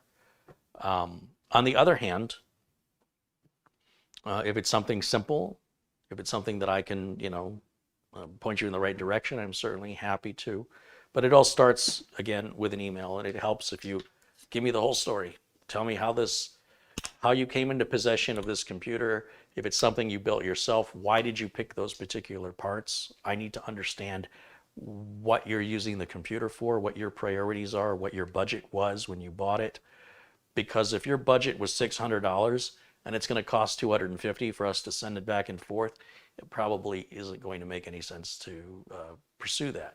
If you've got a $2,000 or $3,000 computer, that's a different story entirely. But again, there's a rhyme and a reason to the whole process, but it will start with an email, and obviously you have to be in the United States. I mean, that goes without saying. There's nothing I can do to help you when you're in another country. I'm working blind, right? I have to go by everything you're telling me. And believe it or not, there are people out there that would have me chase down a problem that doesn't exist while they secretly record it and make an own video about it. Watch how crazy I can make this guy, and put the phone on mute and laugh their butts off. And then I find myself the butt of somebody's video where I'm genuinely trying to help them, and they're lying to me, and they're telling me, oh no, it's not, that's not working, and this light's coming on and blinking, and what does that mean? And then they hit mute and they start laughing, and I'm serious. I'm like, well, you should try this. And yeah, I don't want to get involved in being the butt of somebody's joke. And so in order to avoid that, I have to filter out people who are sincere from people who are just have nothing else better to do, because it interferes with people who have real problems that are waiting for my time. But do understand that I get this, I wouldn't say all the time, but I get it a few times a year where somebody's just messing with me. I had one guy, I was really busy. I was right in the middle of something. My phone rang. It was an unknown number, and normally I let those go to voicemail. But I was in the car. I had nothing else going on, so I answered it. And this guy says, hey, you build computers? I'm like, yeah, I'm the guy that builds the computers. Hey, listen, I need one of them computers. My friend told me you was real good at it. What do you think of, I'm thinking maybe like a dual Xeon processor. Is that good? And I said, I don't know why you'd want that, but what, are you trying to build a server? Well, what's a server? It's typically something large businesses use with over 100 employees. What sort of budget are you looking at? And he says, well, let me ask you this. What do you think of, and he something really off the wall. I can't remember what it was. I said, look, man, let me tell you how this works. I can make this a lot easier. Customer calls or emails me. You PayPal me the consultation fee with your phone number, and I'll call you. And then instead of you guessing what parts to buy, we're going to have a discussion where I'm going to find out what your budget and what your needs are. And then I will do some research and make a recommendation after we have that call. He goes, this is how you treat all your customers? I go, look, I got other people waiting. I got other calls to answer. Have a nice day. And I hung up on him. And as I was hanging up on him, he goes, thanks for your help. So I didn't have time for that. Now, to me, that sounded like a radio station that was trying to make a prank call. It sounded like somebody who didn't value my time, who was trying to make jokes with me when they don't even know who I am, and I don't know who they are, right? So before you get too comfortable with somebody, maybe you start by introducing yourself and let them get to know you as well as you think you know them from watching them on YouTube. Because all too often, people kick off without an introduction, whether it's a rude comment, let me tell you what I think. Well, I don't know who you are. You haven't introduced yourself. So I don't know why you think I care what you think. I didn't ask. So I'm dealing with this, I was going to say every day, but I'm dealing with it a lot where people just come out of the gate hot and they don't identify. They don't introduce themselves. They don't say why what they're about to say should matter to me. If you haven't done that, and I don't know you personally, or I don't know you, you're not familiar with each other in like the chat room, like there's plenty of people I haven't met personally that I feel like I know, then the joking and the kidding is fine. But if I don't know you, I don't know your intent. And I also don't know if you're trying to play me to your financial benefit or to your own personal entertainment, because I don't have time for that. So I have to filter, and this is how I filter, and that's why it's done that way. So it starts with an email. That would be the first thing, and then we'll just try and figure out what the situation is, and if necessary, arrange a phone call, because that's a lot faster. But I love to do repairs. You guys love to watch the repairs. I can see the view numbers are much better on the repairs. I enjoy doing them. I'm a little burned out, to be honest, on doing builds. So, I mean, if you have a computer that needs to be repaired and you're in the United States, and you're willing to follow the shipping instructions that I advise, I encourage you to email me so that I can have the content. You can have a working computer, right? Everybody wins. But in that, just know there are going to be some pranksters, some jokesters, and if we've never talked before, I don't know you're sincere. So that's why I start requiring a consultation fee up front before I even begin talking to most people that I don't know. Because if they give me the consultation fee, they're not pranking me. And if they are pranking me, they're not getting their money back. Then I was just paid for my time either way. So that's, again, when I started doing this, I didn't know that was going to be a thing. And when you start your own business, you're going to encounter unique challenges and obstacles that if you don't overcome them, they could put you out of business. And this is an example of one of those. And these are the processes I devised. They're not based on anybody else. I just thought about it and thought about it. And I thought about a fair, even way so I can identify sincere people from people who are just bored and need somebody to talk to. And I don't mind talking to people who are bored and want somebody to talk to. I just don't have time. So if there's a day when I'm retired or I'm incapable of doing this work anymore, maybe that'll be another service I can offer. All right, so we've got the board out. But yeah, I just wanted you to know what goes on behind the scenes. Try to keep everything as transparent as possible. Kuro Yukim contributes $5 and says, Carey, I'm having an HID compliant headset issue. It crashed my entire computer. What can I do?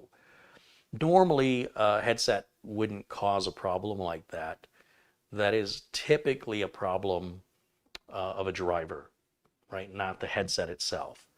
I would try the headset in a different computer just to ensure that it works okay. I see I'm having a little bit of some bandwidth issues here if things are starting to skip around a little bit. I apologize. I'm not sure why. I might be having to drop down to 1080 because of this bandwidth may be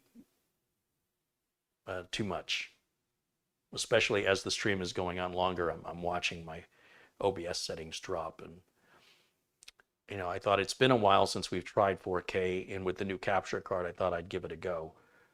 But yeah, the bandwidth should be plenty, but apparently what it should do and what it is doing are two different things.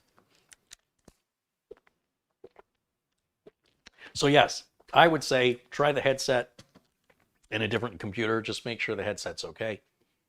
Chances are you're going to have to do probably a wipe and reinstall on the other computer, because whatever it is probably driver related, and trying to hunt that down and remove it could be like playing a game of Jenga where you fix the one problem and then the whole thing just topples over. So a clean install usually fixes problems like that.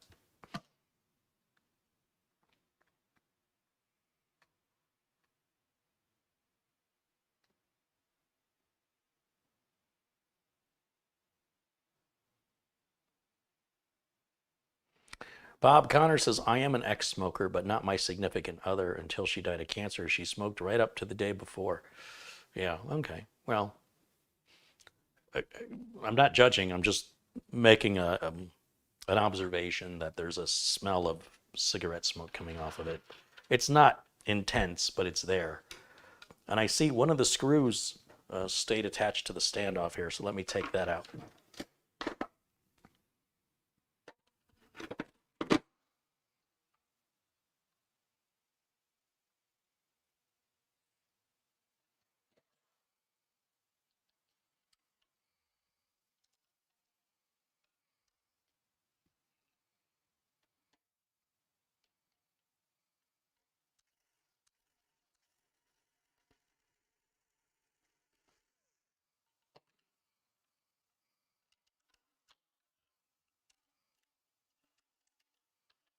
Well, that's not good. I got metal shavings all over my desk. Wow, that was in there tight. All right, well, there's another standoff. That's no good. And we'll get that screw out of there. And now I want to get these metal shavings off my desk because they can short things out.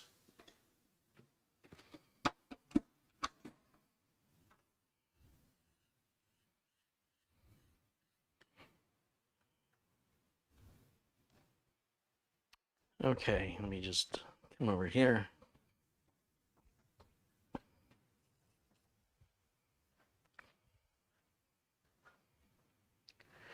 Yeah, the connection seems to be getting worse, doesn't it? It's a little frustrating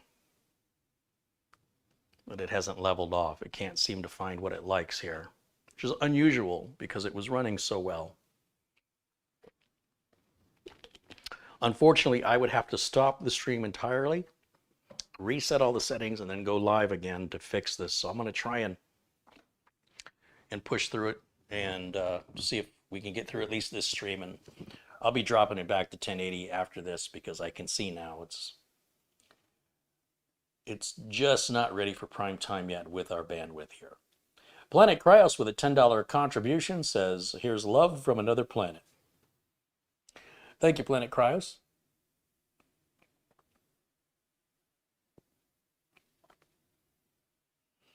Eric Fletcher says, good for you to quit smoking, Bob counters. I quit smoking 2.5 years ago. I smoked cigarettes for 47 years. Yeah.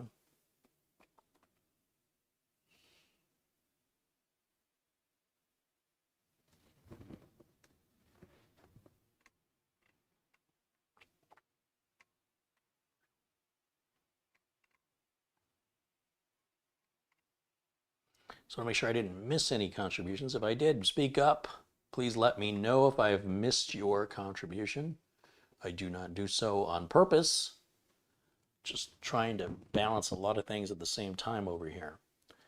Now, I don't know what CPU we've got on here, or if it has built-in video, or if that's why it had the graphics card installed. But I think what I want to do is throw a power supply and a power switch and a keyboard and mouse on this, and let's see what this does. Just kind of curious what it is. I don't think we're going to reuse it. Michael says, I kind of regret upgrading to Windows 11. I got my first blue screen last week, and thankfully I didn't upgrade my parents' offers. Well, that's what you go for being first. Aaron Computer Tech says, I love that Lazy Susan you use. I ordered it a while ago, and it definitely makes it easy repairing PCs. Yeah, I didn't even order it for repairing PCs. I ordered it so I can move computers around for the camera. Since I don't have a camera operator, this was my replacement for somebody moving around a camera. Once again, my own idea. I'm not a big fan of copying what other people do. I'm a big fan of being creative, being original, and coming up with your own ideas. You know, better or worse doesn't matter. It's just the fact that they're your own. And so that's a Carey move right there. I was looking to see if there's any other standoffs because this motherboard is really wobbling, but I guess it's this terrible backplate here that's causing that. Okay, all right. Well, we'll get the test power supply out, and we'll get some power on this. Let's see what it is, what it does, what it doesn't do.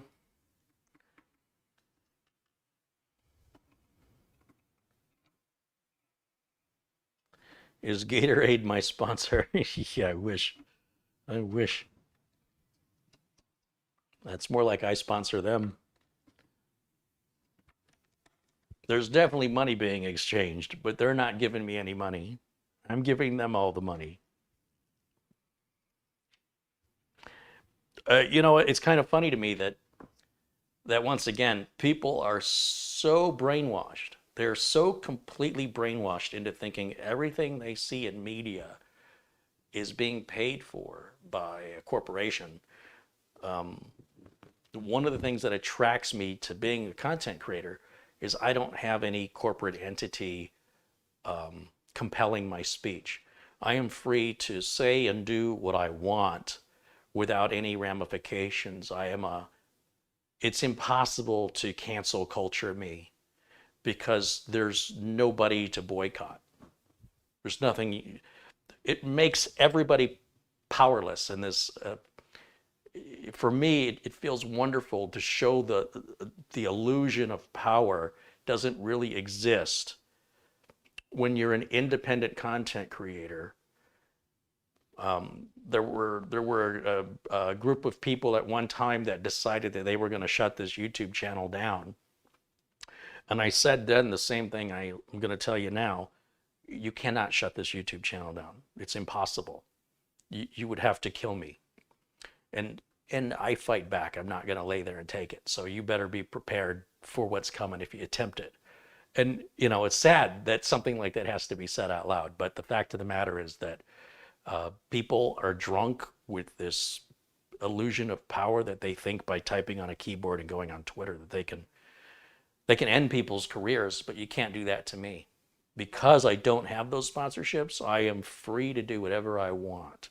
And as long as I'm not violating a YouTube policy, viewers can just turn off and go somewhere else if they don't like it. And they don't like that. So what ends up happening is they give up. They try and they try and they try and they give up. And I said it right in the beginning. When I started, I said they're all going to do this, and the smart ones will give up soon, and the dumb ones will give up later. And it just depends how stupid they are. So most of that stopped within a matter of a month, but like one guy hung on. And he hung on for about 18 months. And that's when I got the police involved for cyber stalking and cyber harassment.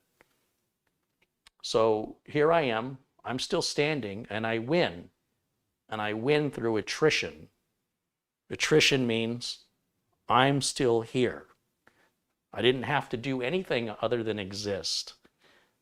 And all those people that had this illusion of control found out the hard way that you can't control everything, and that there are no sponsors on this channel, except I have some affiliate links to Windows, RoboForm, copies of Windows like Windows 10 and Office, as well as this great password manager, RoboForm, and the folks over at My Computer Works that do computer support, which they're very, very good at doing, and they charge a very reasonable fee for that. It's like $39 a month. You call them as often as you want. They'll even tutor you on stuff. So they're amazing people, and that's who I choose to pair myself up with. Now, I see a lot of content creators will hide labels on stuff. They'll cover the manufacturer of a laptop or the cover of a drink. I'm not a big corporation. I don't have to do that. I'm just a guy making videos. That's all it is. It's not more than that. And well, I wouldn't turn away a sponsorship from Gatorade. The problem with taking it is then I could become a victim of cancel culture if people decided that they didn't like something I did and they're going to take it out on Gatorade. And Gatorade, being a big company, says, hey, we don't want to associate with you anymore.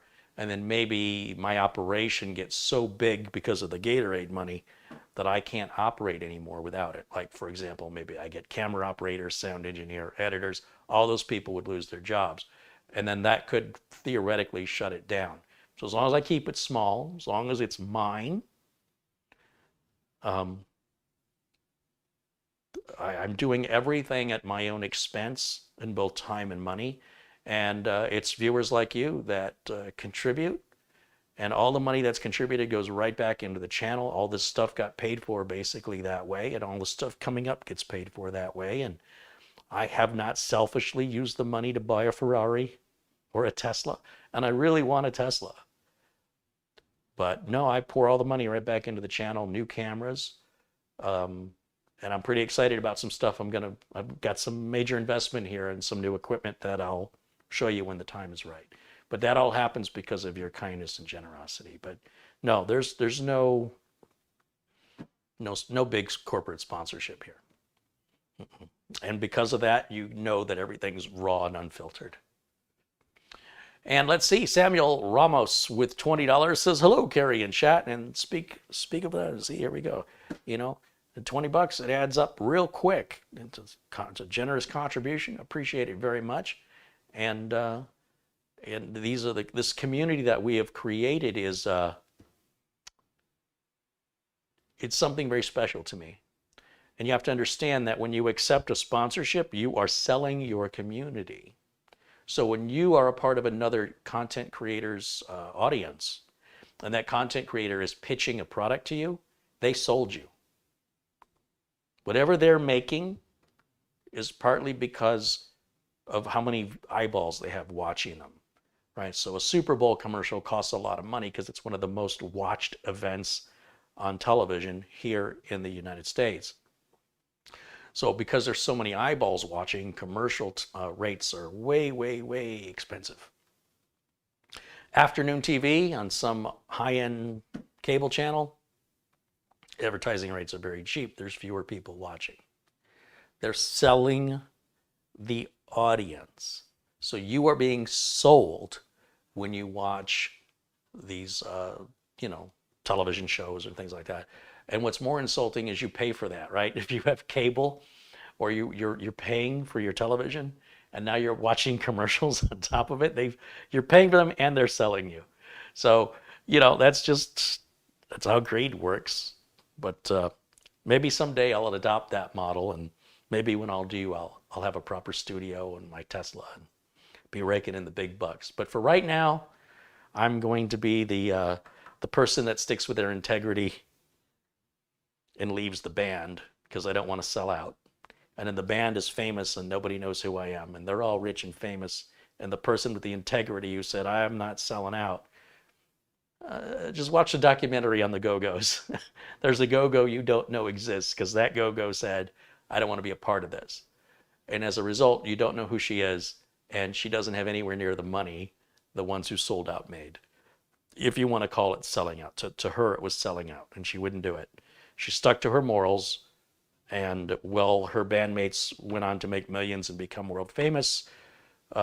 She didn't get any of the money or fame because she stuck to her morals. Good or bad? Don't know. Do not know. And she wasn't the first one to have done that. She won't be the last one. And for right now, I'm still sticking to my morals. My integrity is very important to me. It's more important than the money. But when you see me start pitching a bunch of products, that means I realized, nobody else is doing this. I might as well do what everybody else is doing. But I'm not there yet, okay? And the reason I'm not there yet is because you guys have been contributing to the channel frequently enough that I'm able to continue doing what I love to do and continue to have my autonomy, meaning that I can pick what I want, when I want. I don't ask anybody's permission. If people don't like it, they can switch it off. Nobody's paid anything for the content, so it's not as though they have anything to be upset about. It's free. If you don't like it, don't take it. Walk away. If you do like it, have some more. It's all you can eat. If you don't like the food, it's free. So, don't eat. It's a weird conversation to have. You'd think that would be common sense, but that's just the world that we live in now. But in any event, so I got the power supply hooked up, and I need a power switch and this video out. Let's see, power switch.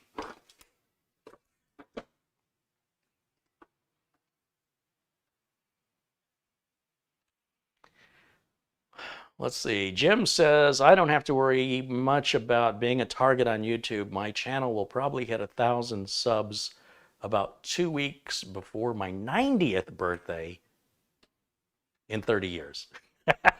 Okay, so, see, 60, I got it, 59, I guess. What was that guy they say, how old are you? And he goes, I just turned 30 12 years ago.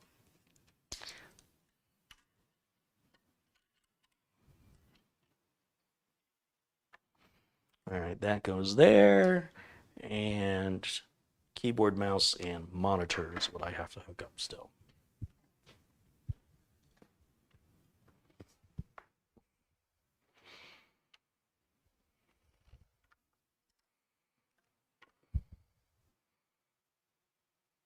It's nice. There's a great sense of freedom when you don't need somebody's permission, right? When I was a kid growing up, I couldn't wait to be an adult. I couldn't wait until I could eat my dessert first or eat my French fries before my steak. You know, I could go to bed whatever time I wanted to go to bed. I could take a bath when I felt like it or take a shower, whatever it was. But as a child, you know, especially having to go to bed at like 8 o'clock and all the adults are still up and you can hear them talking and laughing and you're being excluded from that. It's like you're not good enough to be with the rest of us. Go to your room. You're young. You're a child. It's time for your bed. This is now adult time. Oh, I couldn't wait to be an adult. And part of the reason is that freedom to say, I'll be up till whatever hour I want to. And to this day, I'm typically up till 2, 3 in the morning, I'd say. Sometimes even 4 in the morning. I eat what I want, when I want, and I do a job I want, when I want, and how I want to do it. And when I make my YouTube videos, I make them however I want, as often as I want. And nobody has any ability to tell me that I cannot. And I cannot express to you in my personality how important and how critical that is to my existence. I'm not somebody else's to control. My decisions are my responsibility, and I will reap the rewards and suffer the consequences of my actions and my decisions, and they are mine alone. So when some stranger shows up and starts taunting me with, you know, I'm going to do this and I'm going to do that, I'm like, yeah, good luck. I'm still here. They're all gone.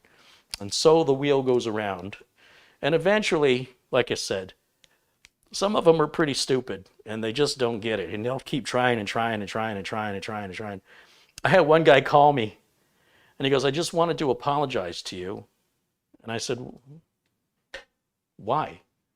They said, well, I was one of the people that was harassing you. And I had called your phone and called your phone and called your phone and called your phone and called your phone. And I said, I don't know who you are or what you're talking about. And they said, well, I was young and stupid, and I've grown to realize you really provide a good service to the community, and I was just being stupid, and I really just, it wasn't sitting well with me, and I just wanted to call you and tell you that I'm sorry for all of the harassment that I caused you. And I said, I don't know who you are, and I don't recall anybody blowing up my phone like that.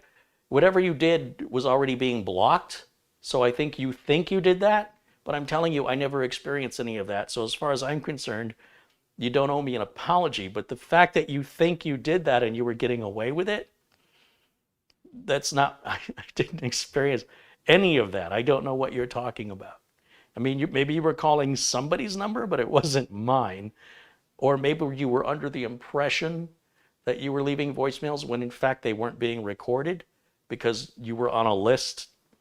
You know, I push a button, you're on a list. I'll never even know you called. So I'm like, I appreciate your phone call, but know that no apology is necessary because I have no idea what you're talking about. But I'm glad to hear that you've grown up and, you know, and I appreciate the thought. But I was amused that they actually thought that they were harassing me, and I don't know what they're talking about. Somebody called me and said, hey, I Googled you and I found your phone number. Yeah? Well, I thought you'd want to know that.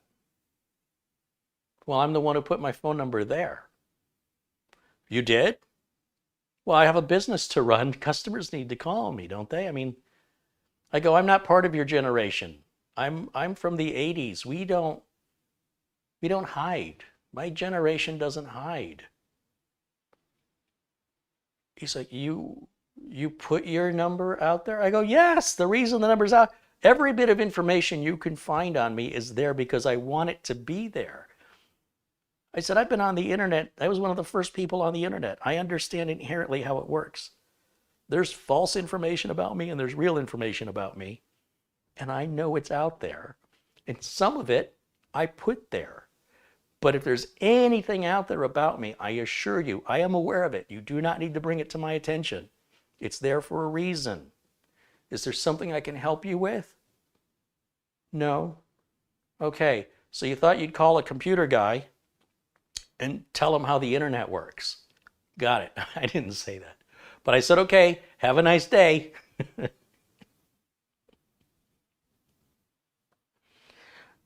I could find your phone number. I hope so. How would my customers call me if I didn't have a phone? Or if it was hidden, or if it was private? I thought that was amusing. I better call this guy and tell him. You know, this guy that's been in business for 30 years and one of the first people on the public people on the internet, used to work at Intel. He must not know basic information about him is online. When I told him I put it there, he was, what? Why? I found it amusing. Barry Klein contributes $20, says, good evening, Carey. Here's some dollars for you to keep your channel ad-free. I use a laptop for my work, and I can't envision building a desktop for myself, but I get that thrill vicariously through you. Right on. Well, good. Maybe one day you'll try. And when you do, you let me know when you're going to build your second one, because I got a feeling if you're like most people, you'll wish you'd have done it sooner and you can't wait to do it again. But hey, as long as your laptop's doing it for you, nothing wrong with that. I have a laptop too. I use it all the time. I love my little Dell XPS laptop, and I'll probably be reviewing some more Dell laptops coming up here soon. Tony Wallow with $4.99. Thank you, Tony. Planet Cryos with a $50 contribution says, well, here, I'll sponsor you for about 20 minutes, no strings attached. Do what you want. Well, all right, check out Planet Cryos' edits here on the channel. If you'd notice, it'll say Planet Cryos edit in the video. So what he's doing is he's suffering through having to go through these long 4 and 5 hour live streams, and he's finding the little tidbits that he can clip out, put a little B-roll on it, and he has a really cool outro. His outro is better than mine. And he does a great job editing, and so you don't have to look for 3 or 4 hours through a video to find that 3-minute question, answer to a question. It's very, very time consuming to do what he does. And so we appreciate him very much here. And thank you for that. Yeah, so when you see those titles in my video that'll say Planet Cryos Edit, you know that is an excerpt from a longer video that's just the nitty gritty. It's just no intro. It just goes right into the question, right to the answer, and then it's the end of the video. Most recently, he edited the Hyper 212 Black Edition cooler install. And that came out to about 12 minutes. But that whole thing, he probably had to go through 40 minutes of video with all the chit-chatting I do and joking around with Mitch or whatever. That probably was 12 minutes of content in 40 minutes of me. But yeah, so certainly give him a shout out for that job that he does for us here. So yeah, so Barry, Planet Cryos, Samuel Ramos, and Kuro, all you guys, Michael Dane, thank you guys again for contributing. Tony Wallow, of course. I think we're ready to turn this on and see what it does. So let's make sure the power switch is on, and let's go to, did I plug the keyboard? Yeah, I plugged in the keyboard and mouse. Let's go to HDMI input, which is right there. Apparently I have to raise it. Oh, I see. Okay. I got to make my camera here a little smaller, my screen, so you can see what's behind it, which is nothing. Okay, well, I thought it would say Elgato or something. Is it not plugged in? Oh, it's not plugged in. That explains that. So, okay. It's a new capture card. So it doesn't have that rainbow that the Magewell had when there's no signal. So let me, HDMI cable that's trapped under a bunch of case panels here. Here it is. And let's plug that into the Magewell card. Okay, that's plugged in. And then let's make sure that we turn on input number 4 on the Elgato card, which is under Properties, CamLink 4. That's what it should look like. Now, let me turn this on. Let me turn this on. It's dead. Maybe that's why Bob sent it to me.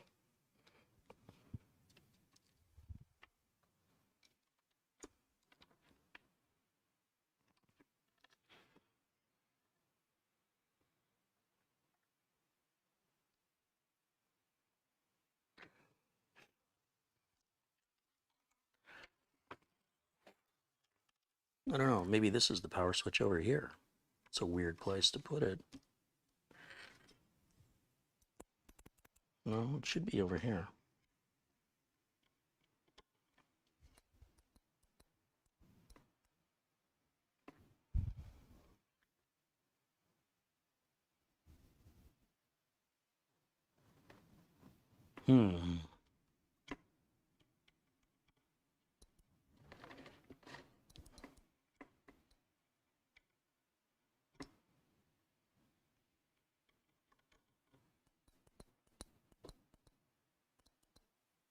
Nothing. It's dead, Jim. I mean, it is flat out dead, dead, dead. Let's check the CMOS battery. What's going on here?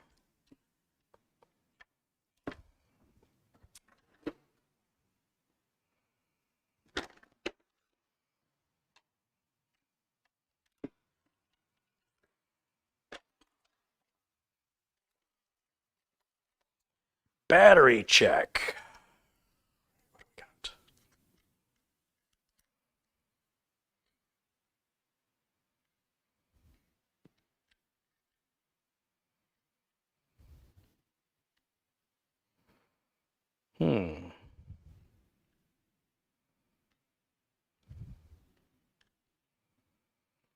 got? All right. This battery shows absolutely no response. It is flat as flat could be. It is dead, dead, dead. Dead, dead. Super dead.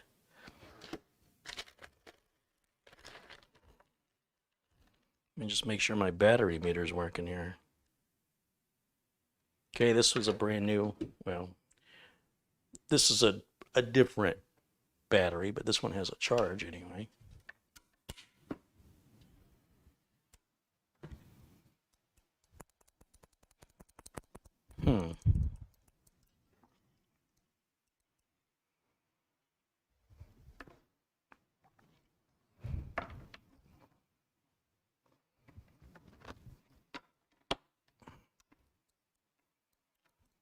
Nothing there. Nothing here.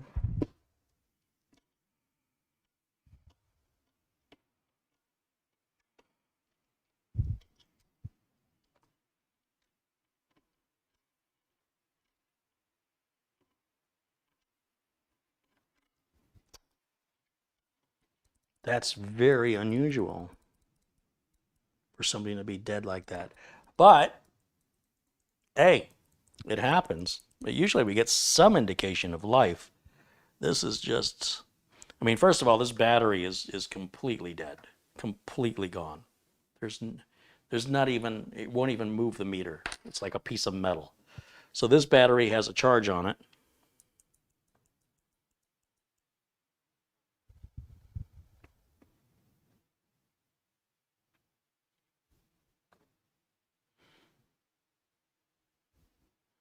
And I'm just looking at the board diagram. And I'm on the right pins for the switch. And I'm also looking at, There's some jumpers here.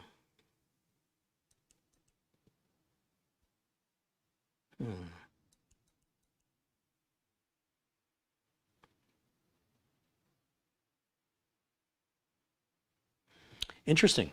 It's very interesting to see it that dead. So for me to figure out what is on this board, I'm going to have to break it down rather than turn it on and look at the specs. So we'll go back to full screen here. And I'm going to unplug this for safety. And we'll take this out of the way. Done with the battery tester.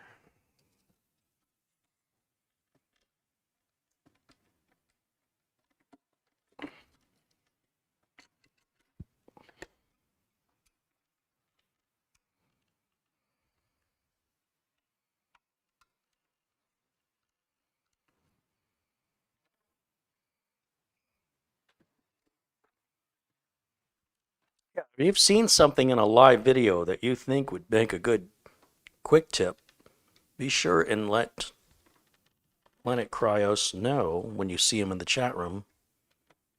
And the more specific you can be, it would be very helpful to him. So if you say, hey, the live video Carey did on Thursday at about 2 hours and 32 minutes in, he answers a question or he talks about, I think that would make a good quick tip. I'm sure he would appreciate that.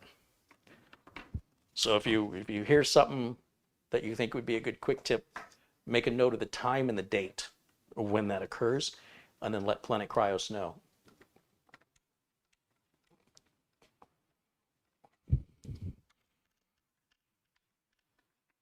A lot of people were interested in how I could, I was showing how to tell if you're in UEFI or legacy mode, for example. A number of people said, you should make that a quick tip.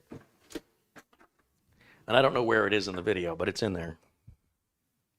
And I also show that there are 3 partitions instead of 4 that Windows 10 creates when you're in legacy mode, which is another indicator, that you're in legacy mode and not UEFI mode.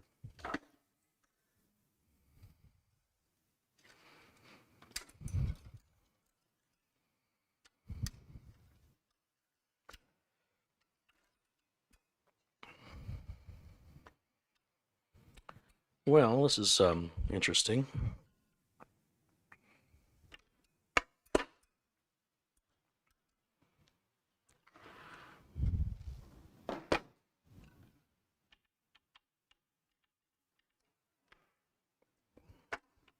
We have a lot of dust there.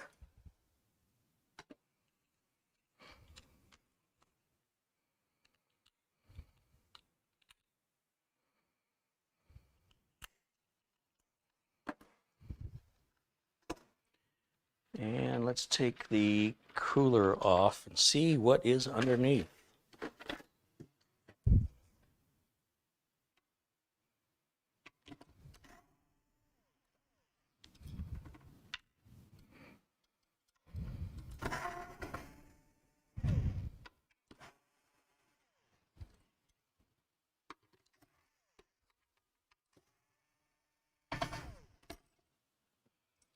Well, it's an Intel system. Well, we knew that from the chipset, right? It's a B150.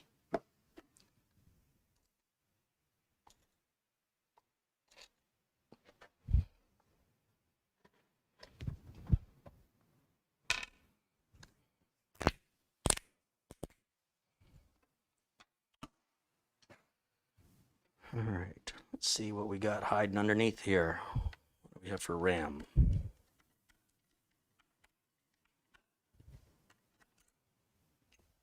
Crucial. 16 gigs. Are these 16 a piece or 16 in a pair?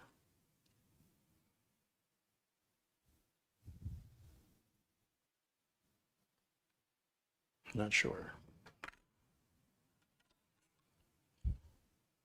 DDR4, obviously. 2133, so it's slow. Okay. Let me clean up this heatsink so I can see what it's, let me clean up the thermal compound so I can see what the CPU says.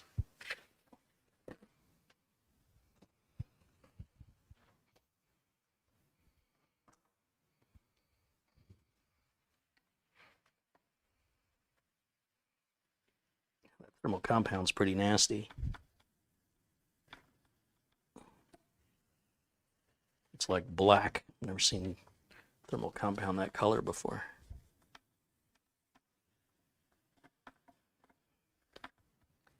This is an i5 6400. Not a K, just an i5 6400. So a 6th generation Intel. And oddly enough, it does not seem to have M.2 on it. Isn't that interesting? Is it on the back, maybe? No? This can come off. No. Why would they not have an M.2 on this motherboard? It's got an M.2 Wi-Fi.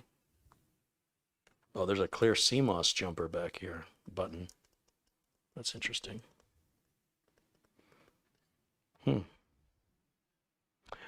Okay, Bob. Now that I've had a chance to look at this, let me give you my thoughts.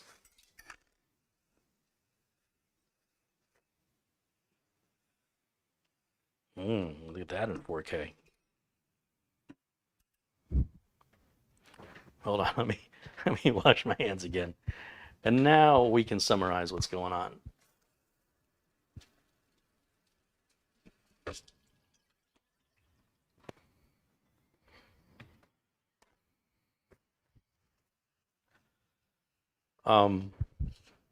Again, something like this would be almost impossible for me to help somebody on the phone. I've never seen the case before. I've never seen this board. I've never seen this cooler. I'm not even sure about this graphics card here. So, you know, working blindly with unfamiliar hardware would be, well, probably an exercise in futility and frustration for both me and the customer. But now that I've had it and I've broken it all down and I can assess the value of everything and what we're working with,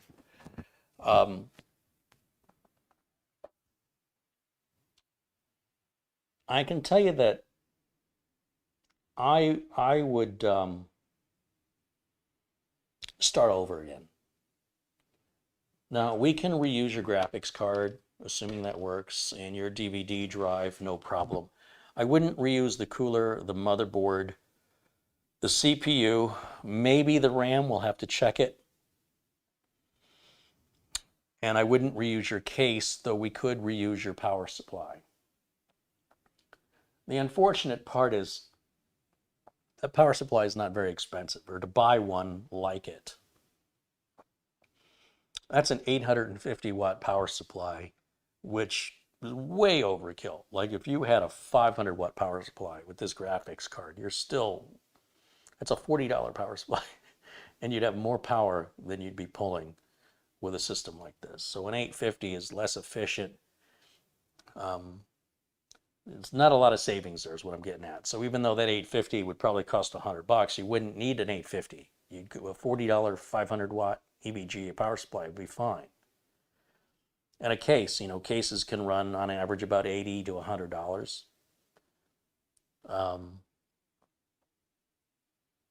But just getting into the cost savings, right? Reusing the graphics card, that would be beneficial because of how difficult graphics cards are now to get. But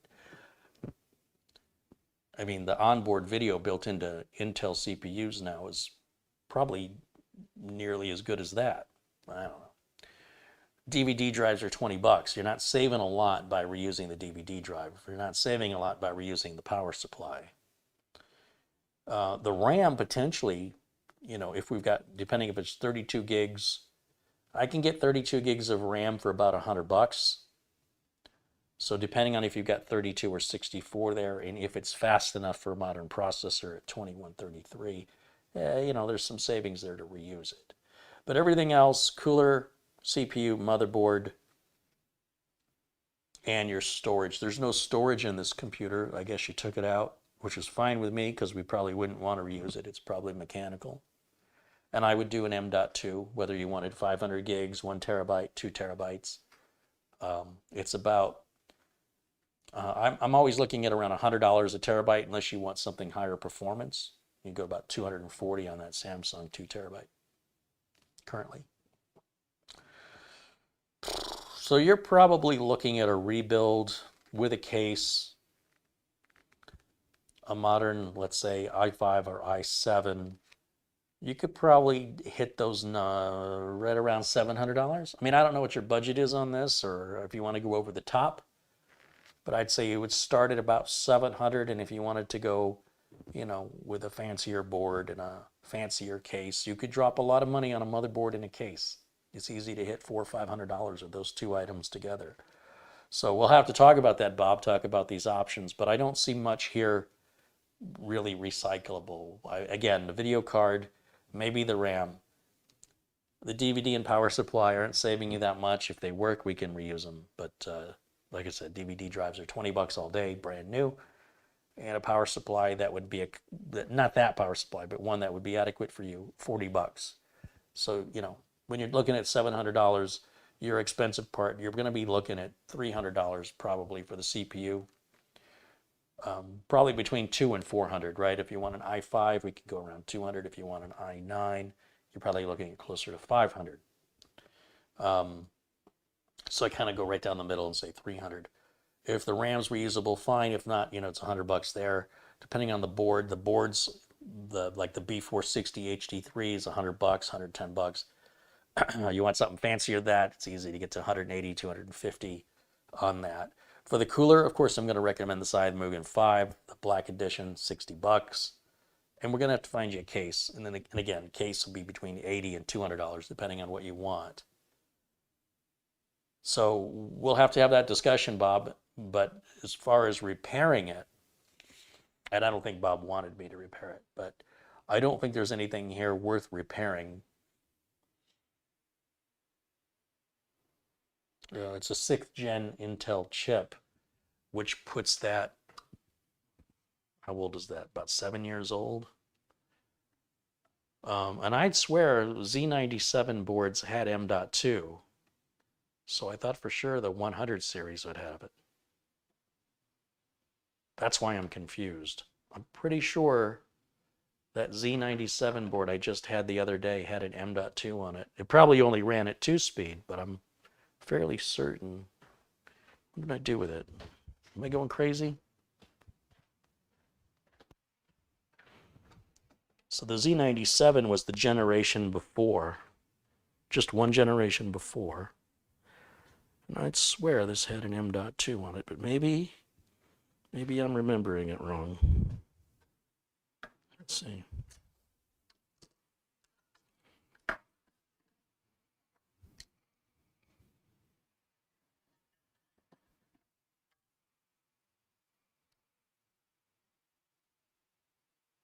Yeah, I guess I'm remembering. This is a Z87.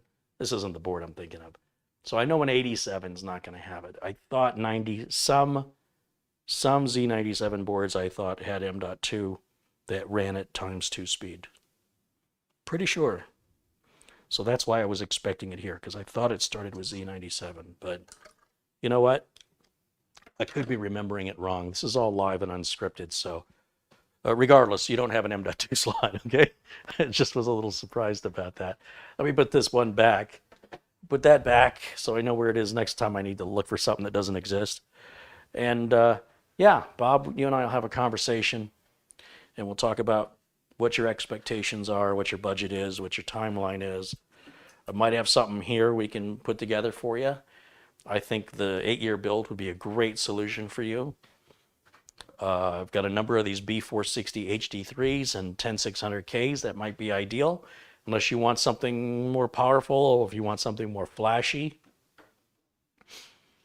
John Williams says he has a Z97 and it does have an M.2. Thank you, John. Confirm I wasn't going crazy. Bird says M.2 was not on that specific board. Well, I mean, I can see that. I was under the impression that starting with the 100 series, that became a standard thing across all boards. That's where I'm mistaken. I thought at Z97 it was optional, and by the 100 series it was included, but apparently not.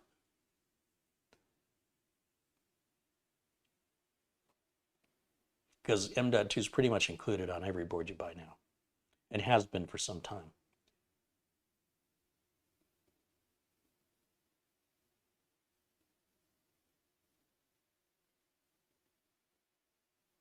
I see the stream continues to suffer, but at least the audio is going through, so we got that going for us. But yeah, the 4K is still too much for the bandwidth to handle, so I'm going to revert that back to 1080, but I'm going to keep using this Elgato capture card just to see how it compares with the Magewell. And I think that Magewell needs a break. It's probably worked hard enough now it should be retired, quite honestly. And the Elgato 4K card was half the price, less than half the price. I think it's $350, and the Magewell card is $900, and the Magewell card does not do 4K. So I had to switch the card out to do 4K. I had to switch the cameras into 4K mode, and then I have to adjust OBS for the bit rate and resolution. It's a big hassle. I wish there was one button, click it, 4K, but no. I'll revert it back to 1080 when I'm done tonight.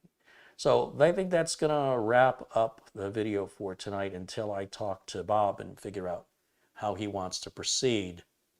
I think a lot of this is just gonna go in the recycle bin from this point. This cooler is awful. It's a terrible cooler. In my opinion, I wouldn't use it. Wouldn't recommend anybody use it. The board, why it's not booting up, I don't know, but to see something DOA like that, dead on arrival, pretty unusual. I've seen where replacing a CMOS battery can bring them back to life. Sometimes it works. Most of the time it doesn't, but it happens often enough it's worth trying. But yeah, no joy out of it. And probably for the best anyway. The board's old, it should be retired. And one of the reasons people don't upgrade is they go, well, it still works. Yeah, well, it becomes a security risk, and there's other limitations that you'll eventually run into. So it may be a blessing in disguise that it's just dead. So that means we can look forward to building something new and reliable and under warranty, and it'll be much faster, generations newer.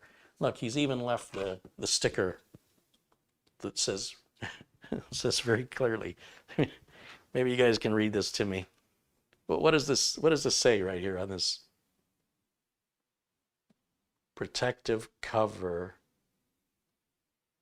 Remove before use. Yeah, I want to say that somebody's not following the directions there. Yeah, well, it'll look good for the next guy, huh? Look at how shiny and clean it is under there. It's like brand new compared to everything else that's dusty. It really doesn't matter if you take that off. It's just, I like to tease. My OCD wouldn't allow me to leave that on. When do you clean the lint tramp on your dryer? After every use, just like it says. Every use.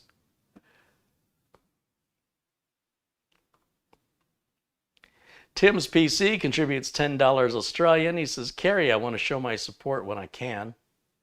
I've been really busy. I got a 12900 KF, and oh, he's got a 12900 KF build coming up tonight. Right on. Well, check out Tim's channel if that's what you're saying. You got a build video coming out. You can leave here and go see his build. Planet Kraus again for $5 contributes, says last call for sponsored dollars. Jimmy wants to know the difference between a B460 HD3 and the B560M. The B460 is designed for so the 300 series are designed for 9th generation chips, but will also work with 8th generation chips. The B460 is designed for 10th generation chips and will probably work with some 11th generation chips. The B560 will work with 11th generation chips and should work with 10th generation chips. It's the chipset that's changed. And if you type into Google, what's the difference between a 460 and a 560 chipset, you can get those details. It typically amounts to the number of PCIe lanes and the number of USB ports and audio channels. I don't know. I'm not sure if audio channels is part of that now that I think about it. But the different chipset numbers represent, like, for example, what sort of video outs does the board have, or does it have any at all? So if you buy a chip with an integrated GPU and an integrated graphics processor, an IGP, but your motherboard doesn't have any video outputs on it, what are you going to do? Or if your motherboard has one video output, but you want to run two monitors, the IGP can run two monitors, but not if you've only got the one video out. So different chipsets enable different things, like what video outs you have, how many, what USB ports you've got, how many, how fast your M.2 slot, or how many M.2 slots you have, and at what speed do they run, and with what consequences to potentially disabling other SATA ports and picking one or the other. And then, of course, whether or not you want to overclock, that's when you get into the Z series. But just looking at the numbers themselves, each generation accommodates for the new generation of Intel chip.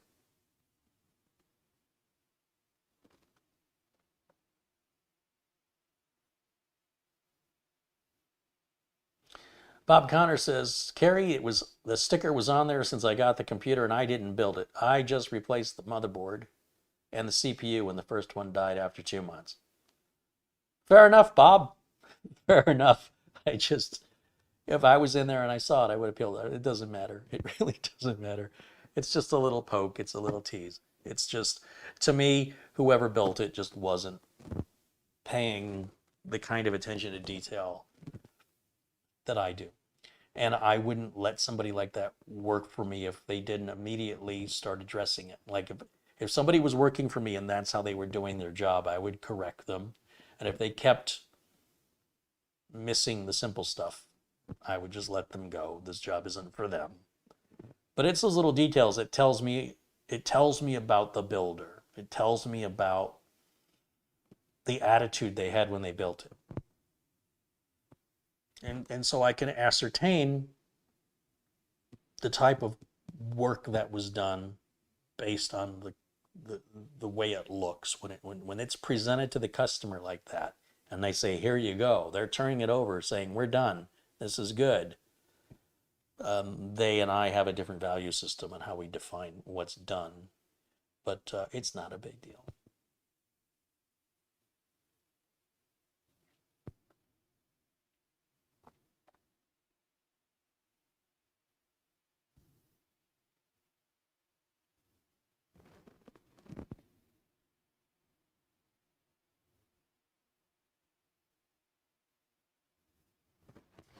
Let's make Tim's PC blue. I just realized you're not blue in here, Tim.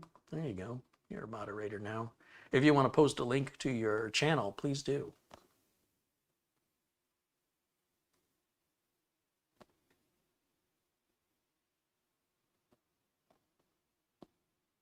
Chris Johnson says, thanks, Carey. I have a 6th gen Intel processor I'm looking forward to replacing and building my next PC with guidance from you on this channel. Well, as I mentioned, I'm going to have the new B560 HD3 build. It'll be the new 8-year build with a 11th gen. And then we'll do probably something with 12th gen next year. I won't jump at that now. It's too soon and there's not enough product. There's not enough motherboards. There's not enough processors. There's only 3 12th gen processors right now. And there should be about 12, something like that.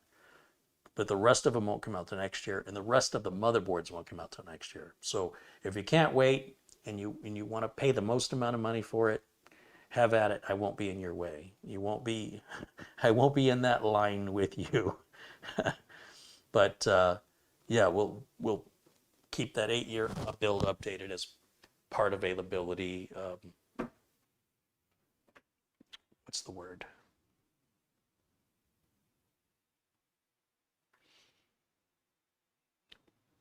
I guess what I'm trying to say is when it's possible to build an 8-year build within the same budget using a new generation of processor and motherboard, then I will make that video.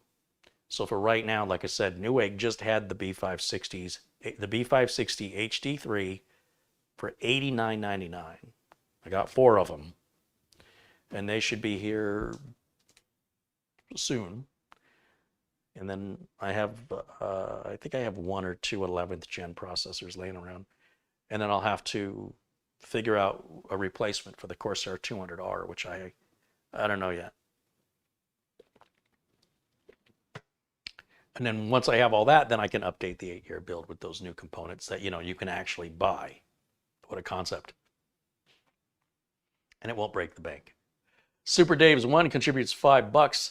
He says, in honor of Nikola Tesla and Charles Proteus Steinmetz. I don't know who that is. Charles Proteus Steinmetz. But I certainly know who Nikola Tesla is.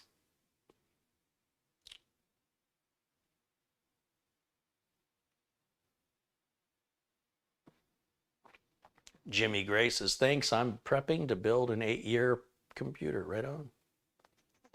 Jim says the B460 doesn't run memory faster than 2933. B560 can run faster memory like 3200. See, I didn't even know that because I don't care. Remember, just because the memory says 2933 or 3200 doesn't mean that's how fast you're going to run it. Your car speedometer might go to 160 miles an hour. That doesn't mean you've ever taken that speedometer up to 160 miles an hour. So when you see RAM speed, you're looking at maximum possible RAM speed, not constant running speed.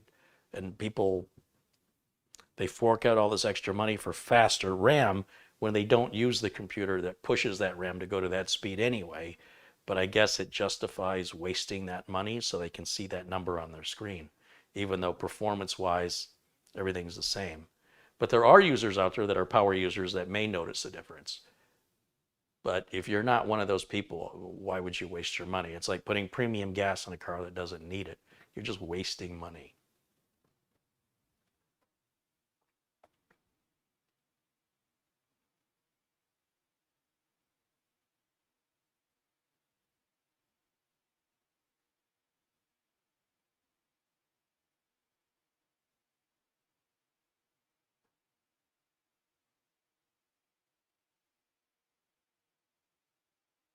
Ron says the speedometer in his sister's Trans Am went to 140 and I took it further. Yeah, that doesn't sound sketchy at all. I'm sure that Trans Am was well planted on the ground and very comfortable at 140 plus miles an hour. Where's that car today? David Herzog says, great show as always. Thank you, David. I apologize for the connection issues. Like I said, just trying out 4K. And for all of you that have been witness to this, in the future, when somebody new comes in and says, hey, when are you going to broadcast in 4K? You can say, don't tell them that. We just went through this. It's horrible. I had to try. It's been a while. It was horrible when I tried before. But I thought, enough time has passed. Maybe it'll be better now. Not yet. We're just not ready for 4K yet. The bandwidth just isn't there for this area. But who knows? Could happen. Maybe they'll be installing fiber sometime soon. But in the meantime, now you know why I'm not broadcasting in 4K. And I will put everything back. But like I said, I'll keep the Elgato card in there. We'll see how that compares to the Magewell card.